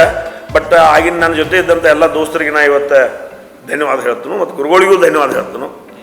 ನಮ್ಮ ನೀವೊಂದು ಹಂತಕ್ಕೆ ತರಕ್ಕೆ ನೀವೇ ಕಾರಣರು. ಇದನ್ನು ಹೊರತುಪಡಿಸಿ ನೋಡೋದಾದ್ರೆ ತಾವು ಸಹಕಾರಿ ಕ್ಷೇತ್ರದಲ್ಲಿಯೂ ಇದ್ದೀರಾ, ಅದೇ ರೀತಿ ರಾಜಕೀಯ ರಂಗದಲ್ಲೂ ಇದ್ದೀರಾ. ಇವೆರಡರಲ್ಲಿ ನಿಮ್ಮ ಅನುಭವದ ಪ್ರಕಾರ ಯಾವುದು ಶ್ರೇಷ್ಠ ಮತ್ತು ಏಕೆ? ರಾಜಕಾರಣ ಇವತ್ತು ಭಾರತ ದೇಶ it's an very big democratic country. And but ನಾವು ಬಿಗ್ ಡೆಮೊಕ್ರಾಟಿಕ್ ಕಂಟ್ರಿ ಇದ್ರೂ ಸಹಿತ first democratic country is the England. ಆದರೆ ಮೊದಲು ನಮ್ಮ ಡೆಮೊಕ್ರಾಟಿಕ್ ಕಂಟ್ರಿಯನ್ನು ಮಾಡಿದ್ದು ಶ್ರೇಯಸ್ಸು ಬಸವಣ್ಣವ್ರಿಗೆ ಹೋಗ್ತದೆ. ಬಸವಣ್ಣವರು ಬಿಜ್ಜಳನ ಆಸ್ಥಾನದಲ್ಲಿ ಈ ದಿವಸ ಒಂದು ಪ್ರಜಾತಂತ್ರ ವ್ಯವಸ್ಥೆಯನ್ನು ಹುಟ್ಟಿ ಹಾಕಿದವರು ಬಸವಣ್ಣವರು. ಅದನ್ನು ಕಳುವು ಮಾಡ್ಕೊಂಡು ಹೋಗಿ ಬ್ರಿಟನ್ದಲ್ಲಿ ಅಥವಾ ಇಂಗ್ಲೆಂಡ್ದಲ್ಲಿ ಇವತ್ತು ದಿವಸ ನಮ್ಮದೇ ಕಾಪಿ ಮಾಡಿ ಅದರ ಶ್ರೇಯಸ್ ನಮ್ಮ ದೇಶಕ್ಕೆ ಸಿಗಬೇಕು. ಮೂಲತಃ ನಮ್ಮ ದೇಶದ್ದು ಪ್ರಜಾತಂತ್ರ ವ್ಯವಸ್ಥೆ ಬಸವಣ್ಣವ್ರು ಮಾಡಿದ್ರು. ಅದನ್ನು ಕಳುವು ಮಾಡ್ಕೊಂಡು ಹೋಗಿ ಇವತ್ತು ದಿವಸ ಅವರು ಇಂಗ್ಲೀಷರು ಬ್ರಿಟಿಷರು ಹೋಗಿ ತಮ್ಮಲ್ಲಿ ಮೊದಲು ಪ್ರಜಾತಂತ್ರ ವ್ಯವಸ್ಥೆ ಜಾರಿಗೆ ತಂದರು. ಫಸ್ಟ್ ಡೆಮೋಕ್ರೆಟಿಕ್ ಕಂಟ್ರಿ ಆಯ್ತು. ಅದು ಬಿಗ್ಗೆಸ್ಟ್ ಡೆಮೋಕ್ರೆಟಿಕ್ ಕಂಟ್ರಿ ಅಂದರೆ ನಮ್ಮದು ಆಯಿತು. ಇಂಥ ಒಂದು ವ್ಯವಸ್ಥೆಯಲ್ಲಿ ಭಾಳ ಪಕ್ಷಗಳು ಇರ್ತವೆ. ಅನಿವಾರ್ಯವಾಗಿ ನಾವು ಈ ಸಮಾಜದಲ್ಲಿ ಬದುಕಬೇಕಾದ್ರೆ ಯಾವುದೇ ಒಂದು ಪಕ್ಷದ ಸಿದ್ಧಾಂತಗಳನ್ನು, ತತ್ವ ಆದರ್ಶಗಳನ್ನು, ಸಿದ್ಧಾಂತಗಳನ್ನು ಒಪ್ಕೊಂಡು ನಾವು ಆ ಪಕ್ಷದಲ್ಲಿ ಇರಬೇಕಾಗ್ತದೆ. ಈ ವಿಶೇಷವಾಗಿ ಈ ನಮ್ಮ ಕಾಂಗ್ರೆಸ್ ಇರ್ಬೋದು, BJP ಇರ್ಬೋದು, JDS ಇರ್ಬೋದು, ಮತ್ತು ಎಷ್ಟೋ ನೂರಾರು ಪಕ್ಷ, ಸಾವಿರಾರು ಪಕ್ಷ ಅದಾವ. ರಾಜಕಾರಣ ಈ ಒಂದು ನನ್ನ ವೈಯಕ್ತಿಕವಾಗಿ ಈ ಪ್ರಜಾತಂತ್ರ ವ್ಯವಸ್ಥೆಯಲ್ಲಿ ಯಾರೋ ಒಂದು ಪಕ್ಷ ಜೊತೆ ಇರಬೇಕು ಅನ್ನೋಂಥ ವಿಚಾರವನ್ನು ಒಪ್ಕೊಂಡು ಭಾರತೀಯ ಜನತಾ ಪಕ್ಷದ ತತ್ವವನ್ನು ಒಪ್ಕೊಂಡು ನಮ್ಮ ಅಣ್ಣ ಒಂದು ಜನತಾ ಪರಿವಾರದಾಗಿದ್ದೀವಿ. ಜನತಾ ಪರಿವಾರ ಹಂತವಾಗಿ ಒಂದೊಂದು ಪಕ್ಷದಲ್ಲಿ ಲೀನ ಆದಂಥ ಪರಿಸ್ಥಿತಿಯಲ್ಲಿ ಇವತ್ತು ರಾಷ್ಟ್ರೀಯ ಪಕ್ಷವಾಗಿರ್ತಕ್ಕಂಥ ಭಾರತೀಯ ಜನತಾ ಪಕ್ಷವನ್ನು ಅದರ ತತ್ವ ಆದರ್ಶಗಳನ್ನು ಮೆಚ್ಚಿ ಇವತ್ತು ದಿವಸ ನಮ್ಮ ಅಣ್ಣ 2008ರಲ್ಲಿ ಇವತ್ತು ನಮ್ಮ ಭಾರತೀಯ ಜನತಾ ಪಕ್ಷವನ್ನು ಪ್ರವೇಶ ಮಾಡಿದ್ವಿ. ಜೊತೆಗೆ ಅಲ್ಲಿರ್ತಕ್ಕಂಥ ನಮ್ಮ ಸಂಘಟನೆ, ರಾಷ್ಟ್ರೀಯ ಸ್ವಯಂ ಸೇವಾ ಸಂಘದವ್ರದ್ದು ಅವ್ರ ಸಂಘಟನೆ, ಇನ್ನೂ 56 ಸಂಘಟನೆಗಳದಾವೆ. ಎಲ್ಲದ್ರ ಬಗ್ಗೆಯೂ ತಿಳ್ಕೊಳ್ಳೋಕೆ ಪ್ರಯತ್ನ ಮಾಡಕತ್ತೀವಿ. ಬಟ್ ರಾಜಕೀಯವಾಗಿ ಇವತ್ತಿನ ದಿವಸ ಅದರ ಬಗ್ಗೆ ಅದು ಎಷ್ಟು ಮುಖ್ಯ ಇದೆಯೋ ಅಷ್ಟೇ ಮುಖ್ಯ ಸಹಕಾರಿ ಕ್ಷೇತ್ರ. ಒಂದೇ ನಾಣ್ಯದ ಎರಡು ಕಣ್ಣುಗಳು. ಯಾಕಂದರೆ ಇವತ್ತು ರಾಜಕಾರಣ ಬಿಟ್ಟರೆ ಸಹಕಾರಿ ಕ್ಷೇತ್ರ ನಡೆಯಾಗಿಲ್ಲ, ಸಹಕಾರಿ ಕ್ಷೇತ್ರ ಬಿಟ್ಟರೆ ರಾಜಕಾರಣ ನಡೆಯಾಗಿಲ್ಲ. ಇಫ್ ಸಪೋಸ್ ನಾ ಎಕ್ಸಾಂಪಲ್ ಹೇಳ್ಬೇಕಂದ್ರೆ ಅವು ಚಲೋನೋ ಅಪ್ ಚಲೋನೋ ಕೇಳ್ದಂಗೆ ಆಗ್ತದೆ. ಇಬ್ರೂ ಬೇಕು. ಈ ಪರಿವಿ ತಂದು ಕೊಡೋಕೆ ಆಪ್ ಬೇಕು, ಮತ್ತು ಮಮ್ಮ ಮಾಡಿ ಹಾಕಕ್ಕೆ ಅವು ಬೇಕು. ಇದ್ರು ಯಾರು ಚಲೋ ಕೇಳಿದ್ರೆ ಹಂಗಾಗಿಬಿಡ್ತೈತಿ. ಸಹಕಾರಿ ಕ್ಷೇತ್ರ ರಾಜಕೀಯ ಕ್ಷೇತ್ರನೂ ಅಷ್ಟೇ ಮೌಲ್ಯ. ಆದರೆ ಇತ್ತಿತ್ತಲಾಗಿ ರಾಜಕೀಯ ಕ್ಷೇತ್ರ ಜನರ ನಂಬಿಕೆಯನ್ನು ಕಳ್ಕೊತ ಹೊಂಟದ. ಅದ್ರ ಜೊತೆಗೆ ಸಹಕಾರಿ ಕ್ಷೇತ್ರ ನಾನು ಸಣ್ಣವನಿದ್ದಾಗಿಂದ ಒಂದು ಏನರ ಮಂದಿಗೆ ಜನರಿಗೆ ಮಾಡಬೇಕು ಅನ್ನೋಂಥ ಭಾವನೆ ಇತ್ತು. ಅಂಥದ್ರಲ್ಲಿ ಮೊದಲು ನಾನು 18ನೇ ವಯಸ್ಸಿನಲ್ಲಿ ಅರ್ಬನ್ ಬ್ಯಾಂಕ್ ಬೆಲ್ಲದಬಗಡಿ ನಿರ್ದೇಶಕರಾಗಿ, ಅದರ ನಂತರ 19ನೇ ವಯಸ್ಸಿನಲ್ಲಿ ಬೆಳಗಾವಿ ಜಿಲ್ಲಾ ಮಧ್ಯವರ್ತಿ ಬ್ಯಾಂಕಿನ ನಿರ್ದೇಶಕನಾಗಿ 1986ರಲ್ಲಿ ನಾನು ಅಲ್ಲಿ ಸಹಕಾರಿ ಕ್ಷೇತ್ರದಿಂದ ಅಲ್ಲಿ ಹೋದ್ನಿ. 31ನೇ ವಯಸ್ಸಿನಲ್ಲಿ ಹಿರಣ್ಯಕೇಶಿ ಸಹಕಾರಿ ಕಾರ್ಖಾನೆಯ ಅಧ್ಯಕ್ಷನಾಗಿ, ಅದರ ನಂತರ ಸಹಕಾರಿ ಕ್ಷೇತ್ರದಲ್ಲಿ ಒಟ್ಟಾರೆಯಾಗಿ ಬಡ ಜನರು ಒಂದು ಸೇವೆ ಮಾಡೋಕ್ಕೆ ಅವಕಾಶ ಸಿಗ್ತೈತಿ, ರೈತರ ಸೇವೆ ಮಾಡೋಕ್ಕೆ ಅವಕಾಶ ಸಿಗ್ತೈತಿ. ಆ ಒಂದು ಭಾವನೆ ನನ್ನಲ್ಲಿ ಬಂತು. ಅದಕ್ಕೆ ನಾವು ಬುಕ್ಸು ಅದಾವೆ, ಸಾಕಷ್ಟು ಜನ ಬರೆದದ್ದು ಸಹಕಾರಿ ಕ್ಷೇತ್ರದ ಬಗ್ಗೆ ಬರೆದದ್ದು ಬುಕ್ಸು ಸಾಕಷ್ಟು ಅದಾವೆ, ಅಥವಾ ನನ್ನ ತಲೆಗೂ ಸಾಕಷ್ಟು ವಿಚಾರಗಳು ಅದಾವೆ. ಅವುಗಳನ್ನ ಕೂಡ ಹಾಕೊಂಡ್ಬಿಟ್ಟು ವಿಶೇಷವಾಗಿ ನಾನು ರಾಜಕಾರಣ ಕಡೆ ಹೆಚ್ಚು ಗಮನ ಕೊಡೋಂಗಿಲ್ಲ. ಯಾಕಂದರೆ ರಾಜಕಾರಣ ಮಾಡುವ ಇಂಟ್ರೆಸ್ಟು ನನಗಿಲ್ಲ. ಒಬ್ಬ ಮನುಷ್ಯನಾಗಿ ಮನುಷ್ಯತ್ವ ಇಟ್ಕೊಂಡು ಮನುಷ್ಯರ ಸೇವೆ, ಜನರ ಸೇವೆ ಮಾಡಬೇಕು. ಪಾರದರ್ಶಕವಾಗಿರ್ತಕ್ಕಂಥ ವ್ಯವಸ್ಥೆಯಲ್ಲಿ ಅವರಿಗೆ ಸಮಸ್ಯೆಗಳ ಪರಿಹಾರವನ್ನು ಸಾಮಾಜಿಕವಾಗಿರ್ತಕ್ಕಂಥದ್ದು ಇರ್ಬೋದು, ಧಾರ್ಮಿಕವಾಗಿರ್ತಕ್ಕಂಥದ್ದು ಇರ್ಬೋದು, ಇವತ್ತು ಆರ್ಥಿಕವಾಗಿರ್ತಕ್ಕಂಥ ಇರ್ಬೋದು, ಎಲ್ಲ ರೀತಿಯ ಒಂದು ಸಹಾಯ ಸಹಕಾರ ಅವ್ರಿಗೆ ಮಾಡಬೇಕು, ಮಾರ್ಗದರ್ಶನ ಮಾಡಬೇಕು. ಯಾರು ಕೇಳ್ತಾರ ಸರಿ, ಒಬ್ಬರು ಕೇಳೋದಿಲ್ಲ, ಆಯ್ತಪ್ಪ ನಮಸ್ಕಾರ ತಿರ್ಗಪ್ಪಿರ್ತೀವಿ. ಆದರೆ ನಮ್ಮ ಕರ್ತವ್ಯ ಸಮಾಜ ಸರಿದಾರಿಗೆ ಹೋಗಲಿ ಅನ್ನೋಂಥ ವಿಚಾರದಲ್ಲಿ ಯಾರೂ ಯಾರೇ ಇಲ್ಲಿ ಬಂದರೂ ಸಹಿತ ರಾಜಕೀಯ ದೃಷ್ಟಿಯಿಂದ ನಾನು ಮೊದಲು ನೋಡೋಂಗಿಲ್ಲ. ಇಲ್ಲಿ ಬಂದಾರ ಏನೋ ನನ್ನ ಕಡೆಯಿಂದ ಅಪೇಕ್ಷೆ ಮಾಡಿ ಬಂದಾರ, ಅವ್ರಿಗೆ ಏನು ನನ್ನ ಕಡೆಯಿಂದ ಮಾರ್ಗದರ್ಶನ ಬೇಕಾಗಿತ್ತು, ಅಥವಾ ಏನು ಕೆಲಸ ಇತ್ತು, ಏನಾಯಿತು ಏನಿಲ್ಲೋ ಅವರಿಗೆ ಮಾರ್ಗದರ್ಶನ ಮಾಡ್ತೀನಿ, ಕೇಳ್ತೀನಿ. ಅದ್ರ ಜೊತೆಯಾಗಿ ಸಹಕಾರಿ ಕ್ಷೇತ್ರ ಮುಖಾಂತರ ಇವತ್ತು ನೋಡಿರಿ, ಫಾರ್ ಎಕ್ಸಾಂಪಲ್ ಬೆಳಗಾವಿ ಜಿಲ್ಲಾ ಮಧ್ಯವರ್ತಿ ಬ್ಯಾಂಕ್ ಇವತ್ತು ತಮಗೆ ಹೇಳಬೇಕಂದ್ರೆ ನಾನು 1/3/99ಕ್ಕೆ ನಾನು ಅಧಿಕಾರ ತೊಗೊಂಡಾಗ 1/3/99 ಅಧಿಕಾರ ತೊಗೊಂಡು ಟೋಟಲ್ ವರ್ಕಿಂಗ್ ಕ್ಯಾಪಿಟಲ್ 577 ಕೋಟಿ ಇತ್ತು. ಇವತ್ತು ಅದರ ವರ್ಕಿಂಗ್ ಕ್ಯಾಪಿಟಲ್ 5,131 ಕೋಟಿ, ಅಂದರೆ 10 ಟೈಮ್ಸ್ ವಿದಿನ್ 20 ಇಯರ್ಸ್ 10 ಟೈಮ್ಸ್ ಹೆಚ್ಚಾಗಿದೆ. ಇಲ್ಲಿ ಏನಿರ್ತದೆ ಡೈರೆಕ್ಟು ಮತ್ತು ಇಂಡೈರೆಕ್ಟು. ಡೈರೆಕ್ಟ್ ಅಂದರೆ ನಮ್ಮಲ್ಲಿ ಠೇವದಾರ 9 ಲಕ್ಷ ಜನ ಠೇವದಾರದಾರ. ಇವತ್ತು 6 ಲಕ್ಷ ಜನ ಸಾಲಗಾರ 15 ಲಕ್ಷ. ಇದು ಡೈರೆಕ್ಟ್, ನಾವು ಡೈರೆಕ್ಟಾಗಿ ಅವ್ರಿಗೆ ಸೇವೆ ಕೊಡಾಕತ್ತೀವಿ. ಇನ್ನು ಇಂಡೈರೆಕ್ಟ್ ಶುಗರ್ ಫ್ಯಾಕ್ಟ್ರಿಗೆ ಸಾಲ ಕೊಡ್ತೀವಿ, TAPCMSಗೆ ಸಾಲ ಕೊಡ್ತೀವಿ, PKPSಗೆ ಸಾಲ ಕೊಡ್ತೀವಿ, ಹಿಂಗೆಲ್ಲರಿಗೂ ನಾವು ಸಾಲ ಕೊಡ್ತೀವಿ. ಅವೆಲ್ಲ ಸಾಲ ಕೊಡೋದ್ರಿಂದ ಇವತ್ತಿನ ದಿವಸ ಇಂಡೈರೆಕ್ಟ್ ಇದ್ದದ್ದು ಸರಸರ ಒಂದು 25 ಲಕ್ಷ, ಅಂದರೆ 40 ಲಕ್ಷ ಜನ ಡೈರೆಕ್ಟ್ಲಿ 15 ಲಕ್ಷ ಜನ, ಇಂಡೈರೆಕ್ಟ್ಲಿ 25 ಲಕ್ಷ. ಒಂದು 40 ಲಕ್ಷ ಜನ ಇವತ್ತು ಈ ಬೆಳಗಾವಿ ಜಿಲ್ಲಾ ಮಧ್ಯವರ್ತಿ ಬ್ಯಾಂಕಿನ ಮೇಲೆ ಅವಲಂಬಿತರಿದ್ದಾರೆ. ಆದರೂ ಸಹಿತ ಸಹಕಾರಿ ಕ್ಷೇತ್ರದಲ್ಲಿ ಸಹಿತ ಇವತ್ತು ಭಾಳ ಸಮಸ್ಯೆಗಳನ್ನ ಕಂಡ್ಕೊಳಕತ್ತವೆ. ಅಲ್ಲಿ ಚಿಟ್ ಫಂಡ್ ಹಾಕ್ತಾರೆ, ಇಲ್ಲಿ ಚಿಟ್ ಫಂಡ್ ಹಾಕ್ತಾರೆ, ಯಾವ ಏನೇನೋ ಗಂದು ದೊಡ್ಡ ದುಮಿಡ್ ನಡೆದೈತೆ. ಅದಕ್ಕೆ ದಯಮಾಡಿ ಸಮಾಜದಲ್ಲಿ ಸರ್ಕಾರವೂ ಇದ್ರ ಬಗ್ಗೆ ಎಚ್ಚರಿಕೆ ಆಗ್ಬೇಕು. ಯಾಕಂದರೆ ಎಷ್ಟೋ ಜನ ಈಗ ಸಾಲ ತೊಗೊಂಡು ಬೇರೆ ದೇಶಕ್ಕೂ ಹೋದದ್ದು ಉದಾಹರಣೆಗಳದಾವೆ. ಅದಕ್ಕೆ ದಯಮಾಡಿ ನನ್ನ ವೈಯಕ್ತಿಕವಾಗಿರ್ತಕ್ಕಂಥ ಅಭಿಪ್ರಾಯ, ಮತ್ತು ನಾನು ಮೆಂಬರ್ ಆಫ್ ಪಾರ್ಲಿಮೆಂಟ್ ಇದ್ದಾಗ ನಾನು ಮಾತಾಡಿದ್ದನು.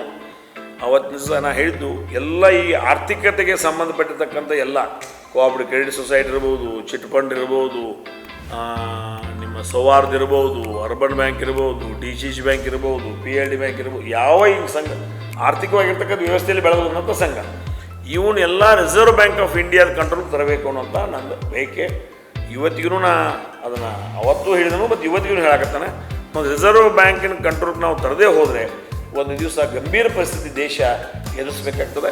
ರಿಸರ್ವ್ ಬ್ಯಾಂಕ್ ಆಫ್ ಇಂಡಿಯಾದ ಕಂಟ್ರೋಲ್ ತೊಗೊಂಡ್ಬಂದು ಸಾಮಾನ್ಯ ಜನರ ತಿಳುವಳಿಕೆ ಇದ್ದವ್ರದ್ದಾಯಿತು, ತಿಳುವಳಿಕೆ ಇಲ್ಲದವ್ರದ್ದಾಯಿತು, ಎಲ್ಲ ಜನರ ಒಂದು ಹಣಕ್ಕೆ ಒಂದು ಸೆಕ್ಯೂರಿಟಿ, ಒಂದು ಸಂರಕ್ಷಣೆ ಕೊಡುವಂಥ ದೃಷ್ಟಿಯಲ್ಲಿ ಇದನ್ನು ಮಾಡಬೇಕು ಅನ್ನೋಂಥ ಒಂದು ನನ್ನ ಅನಿಸಿಕೆಯನ್ನು ಇದೇ ಸಂದರ್ಭದಲ್ಲಿ ಎಲ್ಲ ಕೇಂದ್ರ ಮತ್ತು ರಾಜ್ಯ ಸರ್ಕಾರಕ್ಕೆ ವಿನಂತಿಯನ್ನು ಮಾಡ್ಕೊಂಡು ಇನ್ನು ಹೊರತುಪಡಿಸಿ ನೋಡೋದಾದ್ರೆ ರಮೇಶ್ ಕತ್ತಿಯವರು ತುಂಬಾನೇ ಹಠವಾದಿ, ಹಿಡಿದಂಥ ಕೆಲಸವನ್ನ ಪೂರ್ಣಗೊಳಿಸಿ ಬಿಡೋದಿಲ್ಲ ಅಂತಕ್ಕಂತಹ ಮಾತನ್ನ ನಾವು ಕೇಳ್ತಾ ಇದ್ವಿ. ಇದಕ್ಕೆ ತಾವೇನು ಹೇಳ್ತೀವಿ?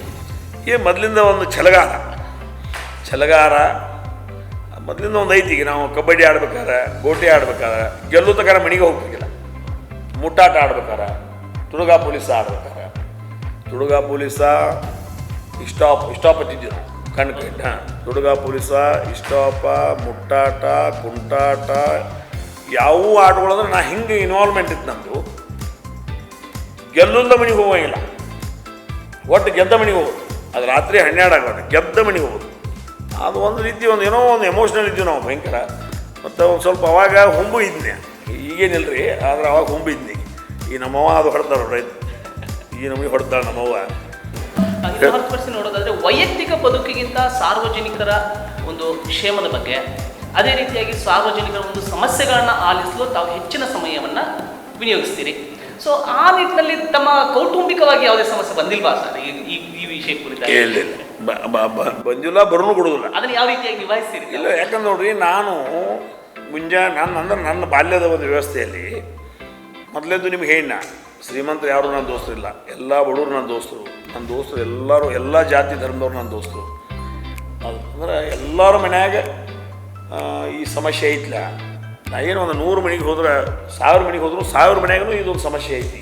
ಬಡತನ ಇವತ್ತು ಹೊರಗೆ ಮನುಷ್ಯ ಹೆಂಗೆ ಹೋಗ್ಬೇಕಂದಾಗಿದ್ರು ಸಹಿತ ಬಡತನ ಇನ್ನೂ ಹೋಗಿಲ್ಲ. ಇದೊಂದು ಭಯಂಕರ ತಲೆಯಾಗ ಬರ್ತದೆ. ಆ ಭಯಂಕರ ತಲೆಯಾಗ ಬಂದು ಸುಮ್ಮನೆ ಏನು ನಾವು ಮದುವೆಗೆ ಅಂದ್ರೆ ಊಟಕ್ಕೆ ಹೋದಾಗಟ್ಟಕ್ಕೆ ನಾನು ಹೆಜ್ಜೆ ಮಾತಾಡ್ತು. ಊಟಕ್ಕೆ ಹೋದಾಗ ರಾತ್ರಿ ಊಟ ಮಾಡೋ ಮುಂದೆ, ಮಧ್ಯಾಹ್ನ ಊಟ ಮಾಡೋ ಮುಂದೆ, ಮುಂಜಾನೆ ಹೊರಗೆ ಹೋಗಿ ಮುಂದೆ ಹೋಗಿ ಬರ್ತದೆ. ಇಷ್ಟು ಹೇಳ್ತದೆ ಅಷ್ಟೇ. ಅಂದ್ಬಿಟ್ರೆ ಈ ಸಾರ್ವಜನಿಕರ ನಾನು ಜಗತ್ತು, ಅವರ ನಾನು ಆಸ್ತಿ. ಮತ್ತು ನಮ್ಮದೇನು ತೆಗೆದೈತಿ, ಮದುವೆ ಸಣ್ಣ ವಯಸ್ಸಿನಾಗ ಮದುವೆ ಆಯ್ತು, 2 ಗಂಡು ಮಕ್ಕಳು ಬಿಟ್ಟರು, ಖುಷಿಯಾನವ್ರ. ಮತ್ತು ಅವ್ರದ್ದು ಮದುವೆ ಆಯ್ತು. ಈಗ 2 ಬಂಗಾರ ಅಂತ ಸ್ವಸ್ಥರದಾರು, ಅವ್ರಿಗೂ 4 ಅವ್ರಿಗೂ 2 ಮಕ್ಕಳು ಅದಾವು. ಒಂದು ಅವಳಿ ಜೋಳಿ, ಪೃಥ್ವಿಗೆ ಅವಳಿ ಜೋಳಿ ಹೆಣ್ಮಕ್ಳಿದ್ರೆ, ಪವನ್ಗೆ 6 ಶತ ಗಂಡು ಮಗ ಮತ್ತು ಆದಿತ್ಯ ಅಂತೇಳಿ ಹೆಣ್ಮಗಳು, 4 ಜನ ಮೊಮ್ಮಕ್ಕಳು ಅದಾರೆ. ಏನೋ ಒಂದು ಖಾಲಿ ಇದ್ದಾಗ ಒಂದು ತಾಸು, ಸಂಜೆ ಮುಂದೆ 1 ತಾಸು ಆಗ್ಬಿಡೋದೇ ಇಲ್ಲಿ ಬಂದು ಕೂತಿದ್ವಿ ನೋಡಿ. ಇಷ್ಟೊತ್ತಕ ನನ್ನ ಜೊತೆ ನಾವು ಕೂತಾಗ ಅಂಥದ್ದು ದುಂಡಿ ಹಾಕೋತಿರ್ತಾನು. But otherwise I am quite happy with public servant ಅನ್ಸ್ಕೊಳಕ್ಕೆ ನಂಗೆ ಲೈಕ್ ಆಕೈತಿ. ಮತ್ತು ನನಗದು ಇಷ್ಟನೂ ಐತಿ. ಮತ್ತು ನಮ್ಗೆ ಏನು ಕೆಲಸ ಐತಿ? ಈಗ ಅವ್ರು ಫ್ಯಾಕ್ಟ್ರಿ ನೋಡ್ತಾರೆ. ನಮಗೇನು ಬೇಕು? ಒಂದು ಮನೆ. ನನಗೆ ಒಂದು ಮನೆ, ನನ್ನ ಹೆಸರಲ್ಲಿ ಒಂದು 15 ಎಕರೆ ಜಮೀನ, ಮತ್ತು ನಮಗೇನು ಆಕಿಗೆ ನನಗೆ ಕೂಡಿ ಒಂದು 10-20 ತೊಲಿ ಬಂಗಾರ, ಒಂದು ಅರ್ಧ ಕಿಲೋ ಬೆಳ್ಳಿ, ನಮಗೇನು ಬೇಕಾದ್ರೆ ಇಟ್ಕೊಂಡಿದ್ದೀವಿ. ಬಾಕಿದೆಲ್ಲ ಅವ್ರು ಹೇಳಿಬಿಟ್ಟಿದ್ದೀವಿ, ನೀವು ದುಡ್ಕೋರಿ ಮಾಡ್ಕೋರಿ, ಪ್ಲಸ್ ಆದರೆ ನಿಮಗೆ, ಮೈನಸ್ ಆದರೂ ನಿಮಗೆ, ನಮಗೇನೂ ಸಂಬಂಧ ಇಲ್ಲ. ನಾ ಪಬ್ಲಿಕ್ ಸೇವಾನ ಮಾಡ್ಕೊತ ಹೋಗವ, ಮತ್ತು ನಾ ಸಾತ್ಕೊಳ್ಳಿ ನೀವು ಮಾಡ್ಬೇಕು ಮಕ್ಕಳ ಅಂತ ಅದನ್ನು ಹೇಳಿದೆ ನಾವು. ಪಬ್ಲಿಕ್ದಾಗ ಸೇವಾ ಮಾಡಿದಷ್ಟು ಒಂದು ಸಂತೃಪ್ತಿ ಅಥವಾ ಒಂದು ಮನಃಶಾಂತಿ ಏನು ಸಿಗ್ತೈತಿ, ಅದು ಮತ್ತೆ ಹತ್ರ ಸಿಗಂಗಿಲ್ಲ. ಹಾಗಾದರೆ ತಮ್ಮ ಮಕ್ಕಳು ಈಗ ರಾಜಕೀಯಕ್ಕೆ ಬಂದಿರೋದು ತಮಗೆ ಸಂತಸ ತಂದಿದೆ ಅನ್ಕೋತೀನಿ. ರಾಜಕೀಯಕ್ಕೆ ಬರೋದ್ರ ಜೊತೆಗೆ ಇದನ್ನು ಮಾಡ್ಬೇಕು ಅವರು. ರಾಜಕಾರಣ ಸರ್ವಸಲ್ಲ. ರಾಜಕಾರಣ ಅಲ್ಲಿ ನಿಮ್ಮ ಸ್ವಾರ್ಥ ಇರ್ತೈತಿ. ರಾಜಕಾರಣಕ್ಕೆ ಬಂದರೆ ನೀವು ಸ್ವಾರ್ಥ ಇರ್ತೈತಿ. ನೀವು ರಾಜಕಾರಣ ಅಂದರೆ ಈಗ ಜಿಲ್ಲಾ ಪಂಚಾಯತ್ ಮೆಂಬರ್ ಅದಾರ ನನ್ನ ದೊಡ್ಡ ಮಗ ನಿಖಿಲ್ ಕತ್ತಿ ಮತ್ತು ಪವನ್ ಕತ್ತಿ. ಅದನ್ನು ಮಾಡ್ಕೊಂತ ತಮ್ಮ ಊರ ಅಕ್ಕಪಕ್ಕದ ಹಳ್ಳಿ ಯಾರ ಮನ್ಯಾಗ ಏನು ಸಮಸ್ಯೆ ಇದ್ರೆ ಅದನ್ನು ಅವ್ರು ಅವ್ರು ಬಂದ್ರಂದ್ರೆ ಅದನ್ನು ಪರಿಹಾರ ಮಾಡೋ ಕೆಲಸ ಇವ್ರ ಜವಾಬ್ದಾರಿ. ಮತ್ತು ಇವರು ಮೊದಲಿಂದ ಬಂದೈತಿ ನಮ್ಮ ಮನೆತನದಾಗ ಮೊದಲಿಂದ ಬಂದೈತಿ ಮಾಡ್ಕೊಂಡು ಹೊಂಟಿವಿ. ಎಲ್ಲಿ ಮಠ ಜನ ವಿಶ್ವಾಸ ಇಟ್ಟು ಬರ್ತಾರೆ ಅಲ್ಲಿ ಮಠ ಅದಕ್ಕೆ ಪ್ರೀತಿಗೆ ಪಾತ್ರರಾಗಿ ಕೆಲಸ ಮಾಡುವಂಥ ಪ್ರಯತ್ನ ನಾನು ಮಾಡ್ತೀನಿ, ಮುಂದೆ ಅವರು ಮಾಡ್ತಾರೆ ಅನ್ನುವಂಥ ಒಂದು ಭಾವನೆ. ಮತ್ತು ಅದರಷ್ಟು ಸಂತೃಪ್ತಿ ಎದುರಲ್ಲಿಲ್ಲ, ಮನಃಶಾಂತಿ ಎದುರಲ್ಲಿಲ್ಲ. ಮತ್ತು ಅವ್ರಿಗೂ ಅಷ್ಟೇ ಖುಷಿ ಅನಿಸ್ತೈತಿ, ನನಗೂ ಅಷ್ಟೇ ಖುಷಿ ಅನಿಸ್ತೈತಿ. ಮತ್ತು ಬಂದವ್ರನ್ನೆಲ್ಲ ಒಂದು ನೇರವಾಗಿ ಬೈತನು ಎಲ್ಲ ಅವರು ಖುಷಿ ಪಡ್ತಾರೆ.